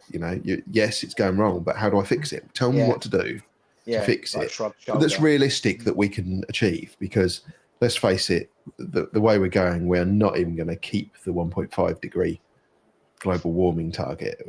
We're just we're going to go over 2 degrees, I think, aren't we? We're probably going to be close to 2.5 degrees. So it's becoming more of a problem rather than less of a problem. I think the problem is it takes a while to kick in. I can remember as a kid, the ozone layer and CFCs, that was a I big remember thing. that, But we knew what it was. We knew it was CFCs, and that the world came together and went, let's just ban CFCs. That sounds like a really good idea. That'll fix it, right? And all the scientists went, well, yeah, we think so. Okay, so we banned them. And now when it's 30 years later, but now they can do satellite imagery and they can show that it's fixed or mostly fixed. So it's positive. The problem with science as well is there's a lot of hype around science. So like whatever the topic is with global warming or whatever, but you say like they will go in 10 years time, it's possible that something like, I'd say like Papua New Guinea won't be there, it will be underwater. So there's these kind of claims that some catastrophes, it's nearly always just out of reach as well. In 10 to 15 years, there's going to be no chickens left or no bees left or whatever. But people lose faith because, like as you get a bit older and 20 years, 25 years has passed and there's still bees and chickens and Papua New Guinea's absolutely fine. And, waterfront property isn't under sort of 40 foot of water and stuff like that. So people are sometimes a bit mistrusting of science in that way, because you think, well, I remember, and like you say about the ozone layer bit, but we just stopped CFCs. Is science is going, we reckon this or we reckon that, but whether it's actually true or not is another thing, isn't it? So, yeah, but I think it was really interesting with the. Sorry, Matt. I'll come to you in a second. Really interesting with talking about that. Ice caps melting, the Arctic disappearing at an alarming rate. The Antarctic has gone the other way. Yeah, that's right. Yeah. So the last 2 years, rather than continuing in the downward trend, it's turned direction and it's growing. And we had like over 100 billion tons of additional ice. It pipped an eye and it's got bigger. Yeah. Yeah, I mean that's just mental. 100 billion. Sorry, Matt. What were you saying? I was just going to say that I think it's not all doom and gloom. You look at people like De Jong, you look at that thing today, like I think we get more tank bred fish we're trying to put back into the ocean. It's clearly LED has helped us grow corals to put back as well. I think Yeah. we're in a better place than we've ever been, but I think we need to be a bit more positive about it. That's all I was going to say. Yeah, definitely. I think, as we were saying, if you could get places like the Horner to actually make a full-on display of what they're doing, I think that would really help. Even sea life centres, like I know they're a little bit, but even if they had a small little project, niche project, each sea life centre had a little project of a team, just to bring awareness of what's going on and what they're doing about it. Yeah. Just not even like an overt thing, but like there's like you said about like a window or a viewing pane or something like that, and there's people in clean suits or something. I used to work in a clean room, but I mean, people used to love just standing there watching other people work. Like, it was like a little aquarium. That was the crazy thing as well. It's not like a clean room. Is it not? I assumed it was like no. Yeah, I was totally expecting it. It's like no. So I even said to them, "What about?" Because we talk every spring, about pollen from trees killing corals in our tanks. They had the room is very thin and long, and I reckon it was, I don't know, 30 meters, 20 meters long, and all the way along the wall, because it's quite an old building, had like those old tilty open windows, and they were all tilted open. All of them, all the way along, and you could see through the window, and their trees all outside, like directly outside the building. Blowing and I said wind, to him, "Are you worried about pollen?" Like, nah. I thought it was all going to be like hermetically sealed. Like it's like something out of Star Trek or something. You used to be through the door. So did I. There goes my excuse for losing 2 hammers this week. I was blaming it on the pollen. Yeah, I've lost a couple of corals in my drag tank, and it's like, and that's what I'm putting it down to. Not my bad husbandry. Yeah. Oh, it's that pollen shit. You can't do nothing about that. That's it. Yeah. So this is time of year. Let me share my screen again. But it is ironic though that people are losing corals this time of year. Yeah. And it's not just a few; it's like loads of people I know. Yeah, that's weird. All of these Galaxia. This is all Galaxia that they've spawned.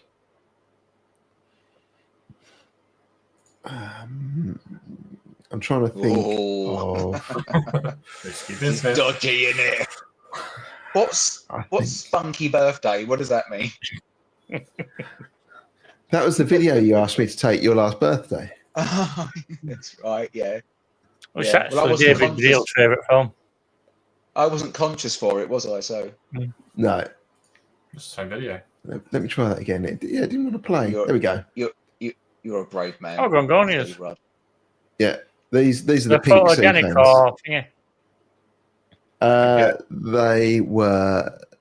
They were not photosynthetic yet. Yes. NPS. I said photogenic last dickhead, sorry. I think they're quite photogenic, yeah. What did you call them? Gorgonians? You didn't call them Gorgonians, did you? They're called Gongonians. A what? Gongonians. That's what they're called. It's just your accent, mate. This one. Yeah, I mean you can see the room. I'm trying to think of one of the videos. It's probably not the greatest video, but this one you might. Yeah. Is it a tribute? So you can see me trying to get the angle right and all sorts, but yeah, this was. Oh, lovely Jimmy Crab there. Yeah. Is that the jizzy plate? Are they the jizzy plates? So they just get stuck when they do spawn? These ones here, yeah. Yeah, the front of the tank, yeah. And here, yeah. Oh, and along here, yeah. And they're interesting. They had these sea fans mounted upside down on each rack. How big are they from behind? They'd set up different pots of food, and you could get that. So they were going to every day. They were going to get these plastic holders and dunk the sea fans in solution with different foods in for an hour, and then take it back out. And the idea is then let's see which food is more effective for growing them quicker. Is that a load of feeder shrimp in there as well? I think so, yeah. Right inside. Yeah, just here. There's a load of just glass shrimp in there. Was it warm? Not massively, no. Was it aircon? Nope. The windows were open. The windows, yeah. That was it? Yeah. Fair play. And them notepads look really technical, don't they, them clipboards? And are they AI blades like in that tank as well? I don't know what they were in there. I think they were Radians. Right, okay. They might not have been over the sea fans, but over the coral spawning area they were. Right. AB plus probably. Let me change it back because I've called something. Oh yeah, no, City View. That does make sense now.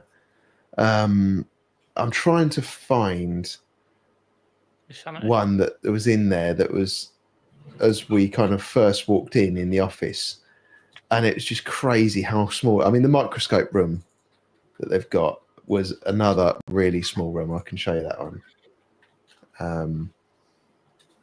Yeah. So there's a walkway. You walk down here, and you got this microscope room, and you had some coral eggs here, and yeah. But I mean, this room is tiny. It's like a little kitchenette, isn't it? Yeah. Yeah. Like a little galley kitchen. Yeah. Yeah, I'm sure I've got. Let's see, fan. Let me do it in modified order. Do it that way round. Intro, Jeremy, Jamie, Sam, Pond, Coral Lab Office. This is the one. This is the one. So they've been doing 3D mapping. So they've been taking thousands of pictures of their, the coral display tank that I showed you the top-down view of. So on his computer here is stitched together pictures of that coral reef that he then creates a 3D image of their reef tank. And you can just see from there how much space they've got to work with. I mean, God bless them for doing it all out of that kind of. It's not a big place by any stretch, is it? Yeah. But yeah, it was really clever how they stitch all those pictures together. And then I think this was their phyto setup. Yeah. Tim could probably tell you. Tim could tell you what was in those vessels, I reckon. I can. It's phyto stuff. There you go. But no need to ask Tim then. What I find quite crazy specifically. What I find quite crazy is that obviously Jamie Craigs was obviously interviewed to go there. Probably didn't have to interview. Probably just walked in and said, "I have a job." But yeah, he probably, fair play to him. He's working in that sort of environment. Obviously, it's not huge. He's obviously got a lot of projects going on. His brain would like to do even more projects. But yeah, fair play to him that he's doing all of that in that small space and at home. Yeah, I think they need. I think they need to. I think they need to employ Rob. Get him in a couple of days a week to lend his spawning. You know what I mean? Yeah. Him being spawny. Lend his kind of like spawniness to them a little bit and show them what to do. We're talking about the right spawning. Put Rob on a retainer or something. Huh? As long as they're not offended by certain words that begin with C. Yeah. They'll be fine there. Yeah, I was just going to say, you probably couldn't put him in the public side. No. Turn the air blue. Yeah. Yeah. Yeah. No, it was really fun. And I see there's been comments on Discord saying Steve's got a right nerd on about coral. But yeah, I mean, there's been comments in the chat like, "Holy shit, there's a lot of reef talk tonight." That's what these are about, isn't it? Yeah, They should be that's about what- reef talk. A place like that is infectious, though, isn't it? You must be coming Yeah. away thinking, oh, you're probably thinking about, oh, I want to get that, I want to try that, or I want to do this, or I want to get I did It's, think to it's myself, when I upgrade that tank, yeah. could I put that tank in the garage Started and already. spawn corals in it? Yeah, see what I mean? It's infectious. And then you're going, Yeah. oh, I can have a microscope room in there. Yeah. They've done it to you. You do it to 10 people that you speak to, and then they do it to 10 people, and that's how it grows. And that's exactly what it's all about. All for it. Yeah, Tom had a really good question actually at dinner. Too, was we were sat for dinner at the same table as Is it a free bar? Jamie. No, Was it something that about wasn't the question. That would have been a really good or something, question. was it? Or? He was saying, that it seems quite challenging once you've got them to spawn to actually get the coral to then settle and grow. That seems to be quite a hard stage, particularly for hobbyists. Is there a way that as hobbyists we could spawn the coral, send them the jizzy eggs, Bag it up, yeah. with a like you do with an ICP, a little sticker. This is the coral. This is where I got it from. Specimen cup. Yeah, this is where it was spawned. There you go, and then let them do it. Because a lot of hobbyists do say that things spawn, and it just ends up doing nothing. They like to say, what a perfect idea. Sending you jizzy eggs. Yeah. No, John. And no, John. Lee sent his fair share of specimen cups in his time, haven't you, mate? Yeah. When I found out you could sperm donate. Some of them weren't even requested. He just sends them in anyway. I knew that was where that was going. I knew it. Oh, dear. Sometimes you try pass and go like that. Do a Spider-Man. Yeah, just... What, not even in the cup, just flick it. Just... Sorry, Steve. We got an hour and 50 minutes out of them, Steve. I mean, to be fair, everyone said we've got a lot of reefing content out of it tonight. So, it's been really good. Look, I am trying to be more focused and behave. We've been on best behaviour. Yeah. That's because we've got lots That's of only respect. That's only because Steve threatened both of us beforehand. So he told us what was going to happen if we didn't behave ourselves. So. And I did tell you you're not allowed to tell anyone what that is. Yeah, no, that's. I don't think anybody would want to know. Yeah. It was interesting that Jamie was saying that he thinks, the majority of the time people report their snails spawning or their urchins have spawned and clouded up all the tank. He says he thinks the majority of the time that's corals. Yeah. Makes sense. Some people report their. I was going to say some people do report their corals spawning, don't they? They've seen them doing. Yeah. But there's a lot of false alarm sort of thing. They think it's snails or whatever doing it. Yeah. Yeah. So it's interesting that Jamie's made quite a statement to say he wants hobbyists to do it. That's a massive thing. He wants everyone to try it, doesn't he? He said that yes, you should be doing it. Yeah. Why aren't you doing it? Yeah. Someone spotted it. Look. There you go. Look, Steve's well ahead of Lee now. I did see them thinking. Someone did comment earlier. You can have a lot of work done filling up all them piss cups. Yeah. No, they're for, what is that for, Steve? Love to reef. Oh. Is that what you're swapping? No, I'm only doing one swap. Oh, but Tom gave me 3 pots recently, so I was going to give them back to him. I've got your Tupperware pot that you gave me to give back to you. And, so I've got a few on there that I thought, I'll just grab an armful and take them with me because I've got a whole carrier bag full of them from Aqua. So I've got loads of spare. So if I thought they're your nighttime dream cups.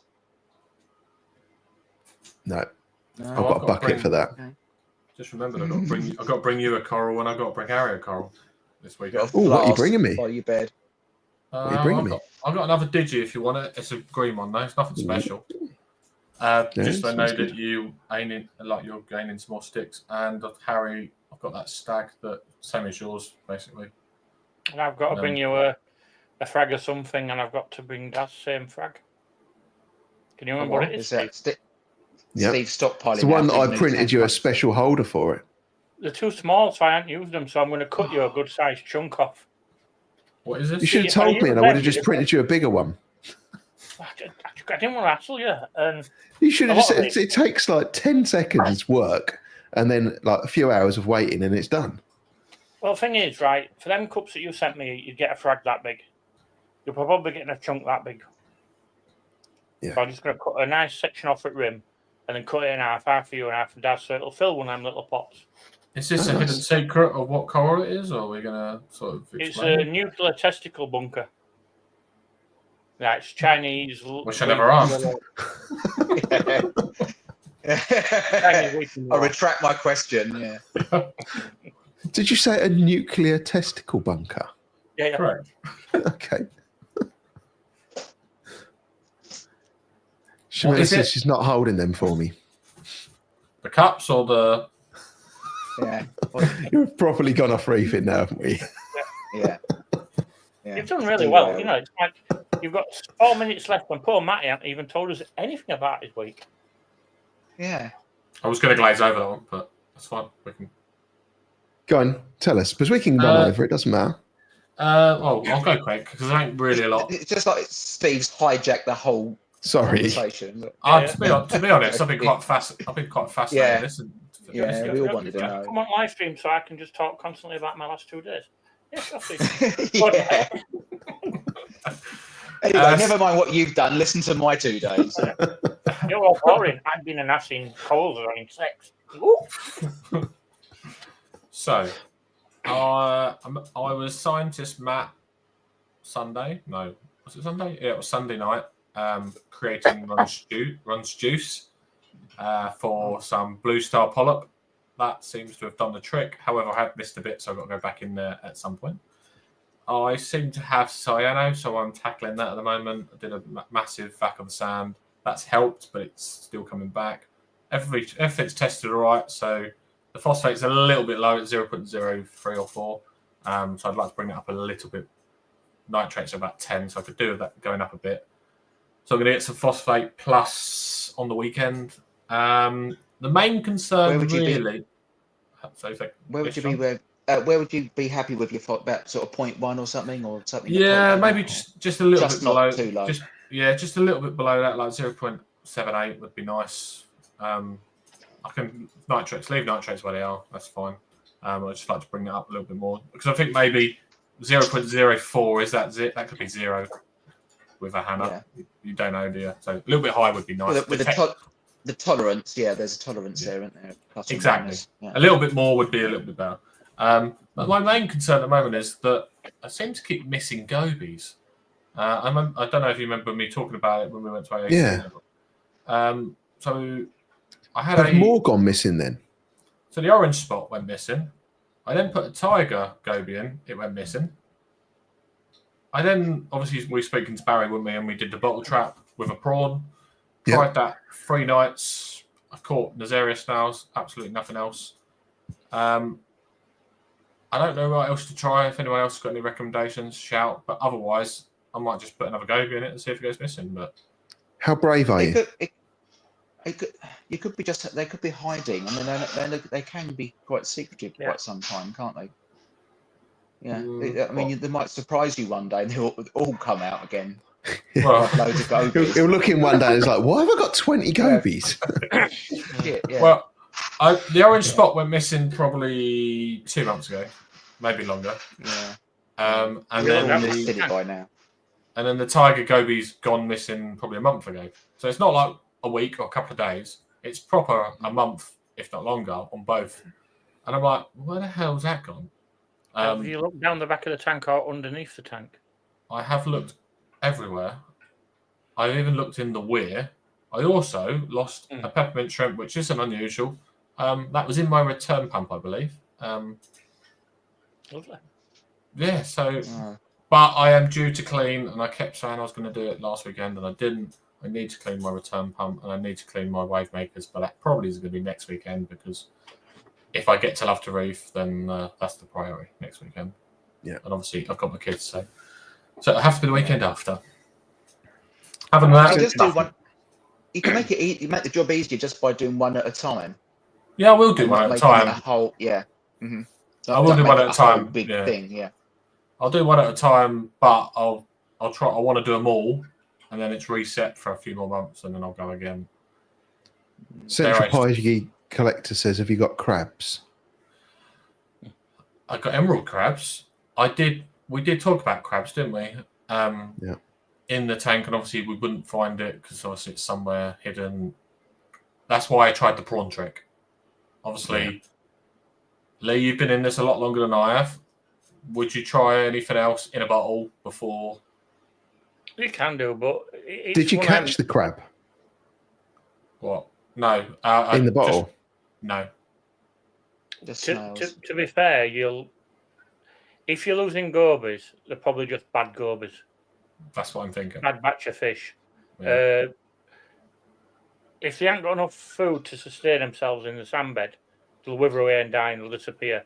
Now, if you're unlucky enough where they've all gone to the back of your tank to live, you're not going to see them die and wither away. So, to be honest, I can't see it being anything you've brought into your tank because you've used real reef rock, haven't you?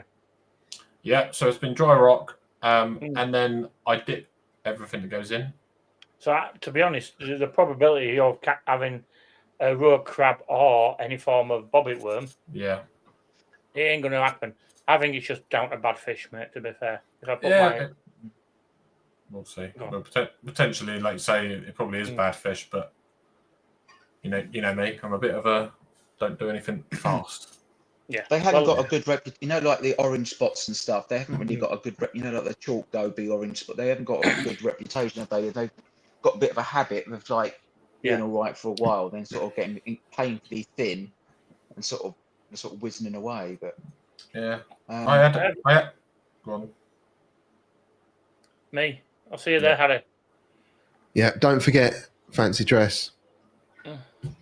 I've got to buy one yet. I'm going to get something really cheap from Netto or somewhere like that, just so you're not left out, Steve.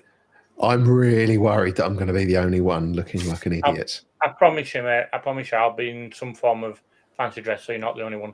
And I've just noticed if I sit like this, it looks like I'm bald. Yeah. So if anyone wants to know what I look like bald, this is it. Anyway, you look a bit like Tom. I know I'm better than Tom. I look like an onion. Anything else anyone wants to talk about tonight? Sorry, did Matty finish? My apologies, mate. I did talk over you. I didn't mean to, my friend. No, I'm finished. See everyone at Love to Reef. How's your mum doing anyway? Because she said she wants to go. Yeah, she's had a knee. Yeah, she had a partial knee op. She's on crutches. She's positive. It's looking good for the weekend. However, not putting all eggs in the basket. And I've said I'm not going to push her if she's not ready for it. If she's on crutches, you can't push her anyway because it's not there.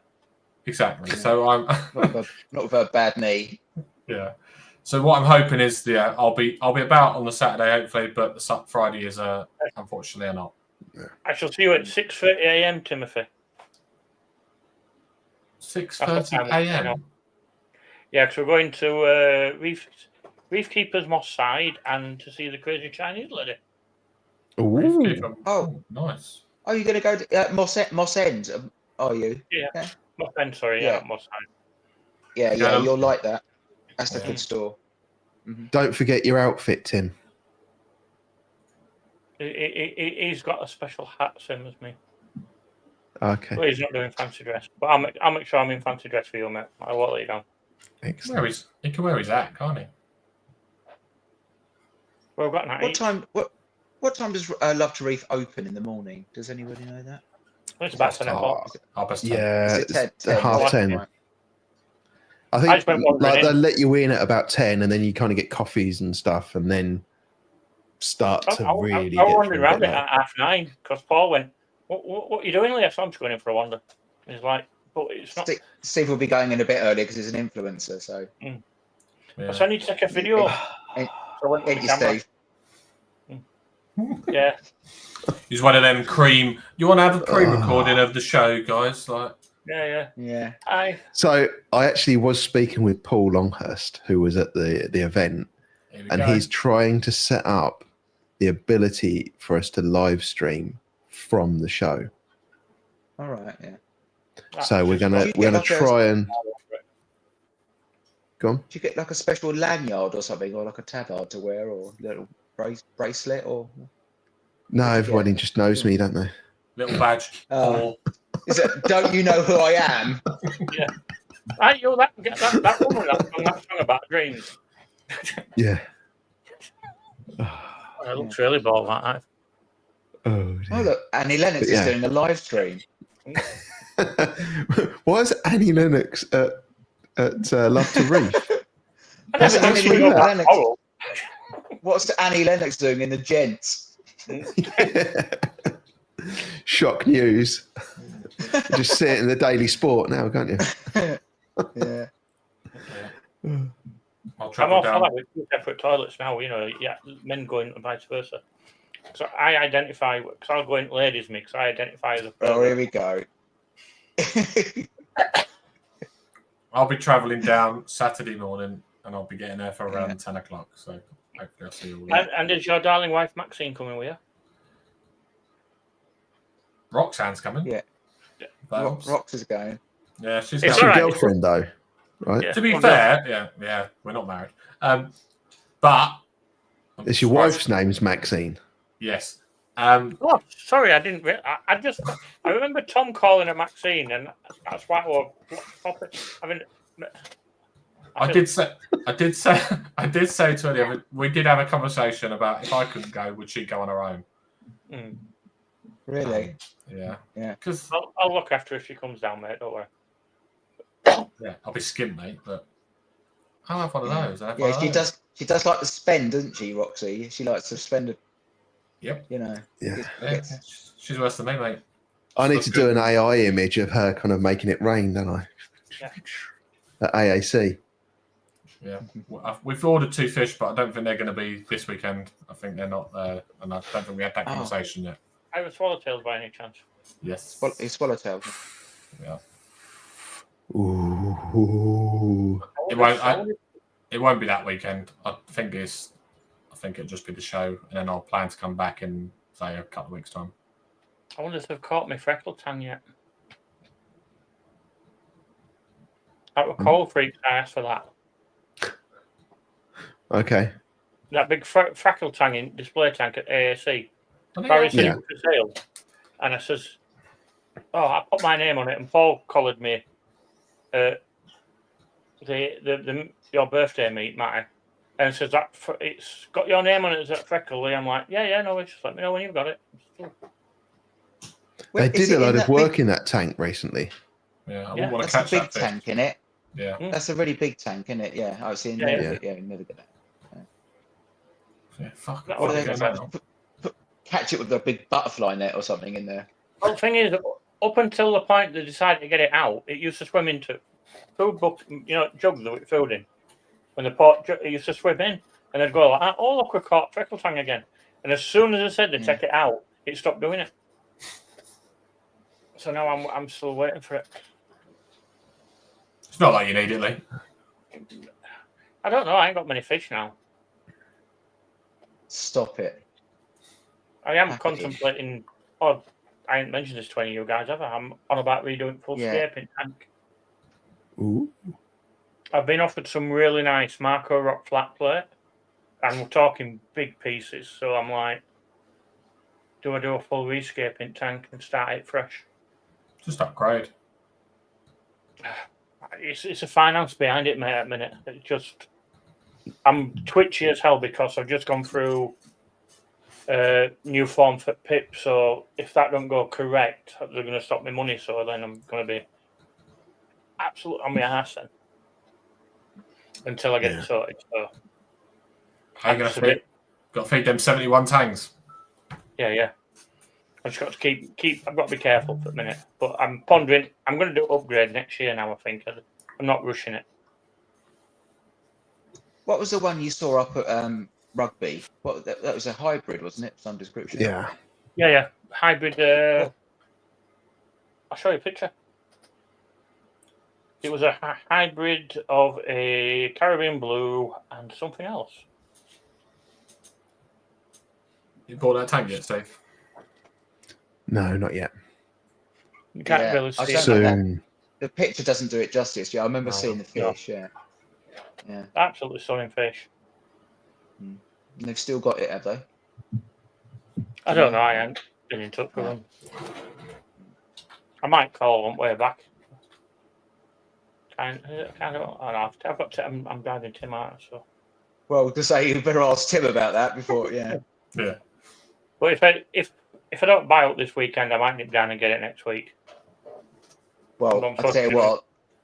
Wait until you go to Moss End. That's something else. Yeah. I wouldn't do anything before going to Moss End.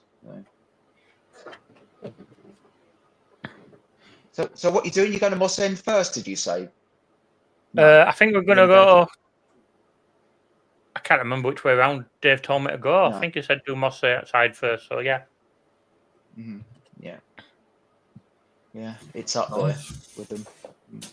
Yeah. Problem is, though, if you see anything you like, are you just going to bag it and... No, I'll pick it up on the way back.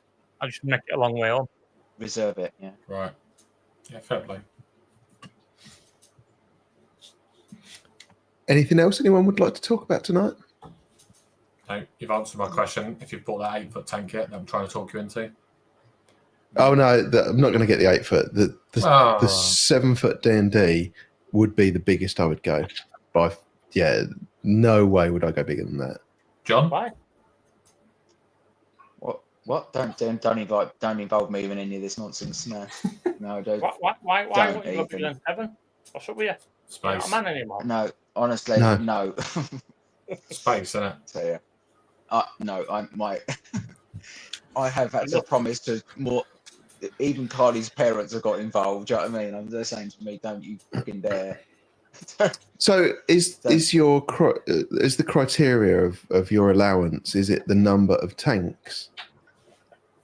I'm just thinking if there's option here to change one tank for a much bigger tank. Consolidate. That's what I've been doing.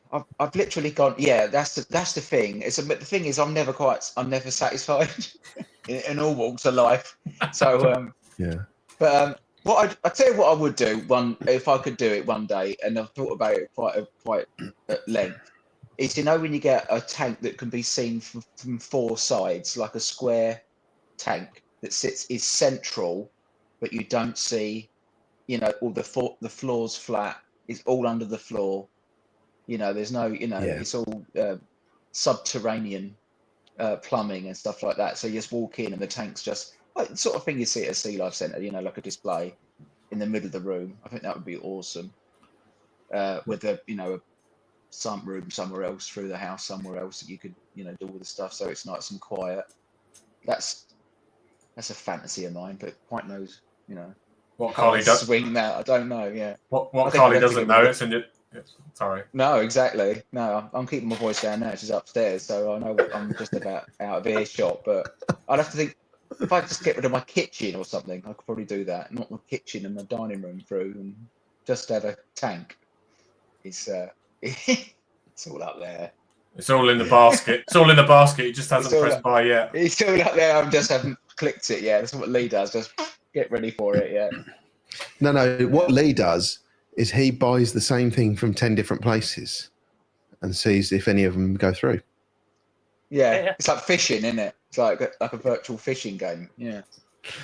Yeah. Or like basket Russian roulette with your baskets. Just trying to work on this website. Click. No. How about this one? Yeah. Click. Will it work? Yes. Dink. Yeah. Happy days. Right. See you all lovely people on Saturday. Yeah. We'll see you. Indeed. See you Saturday, Matt. Cheers, won't we? cheers, It'd be great to see you, Matty, but it's a disappointment you can't be here Friday. But I understand why. Yeah. You know. Yeah. Okay. Parenthood. Yeah. Yeah. So I must admit, I am looking forward to the weekend. I'm not looking forward to certain people being there that I don't like, but Wait, one- no. anyway. Moving on. Tom's finished. Bye, Pete. See you later, everyone. Thank you for tuning in. See you later. On that note.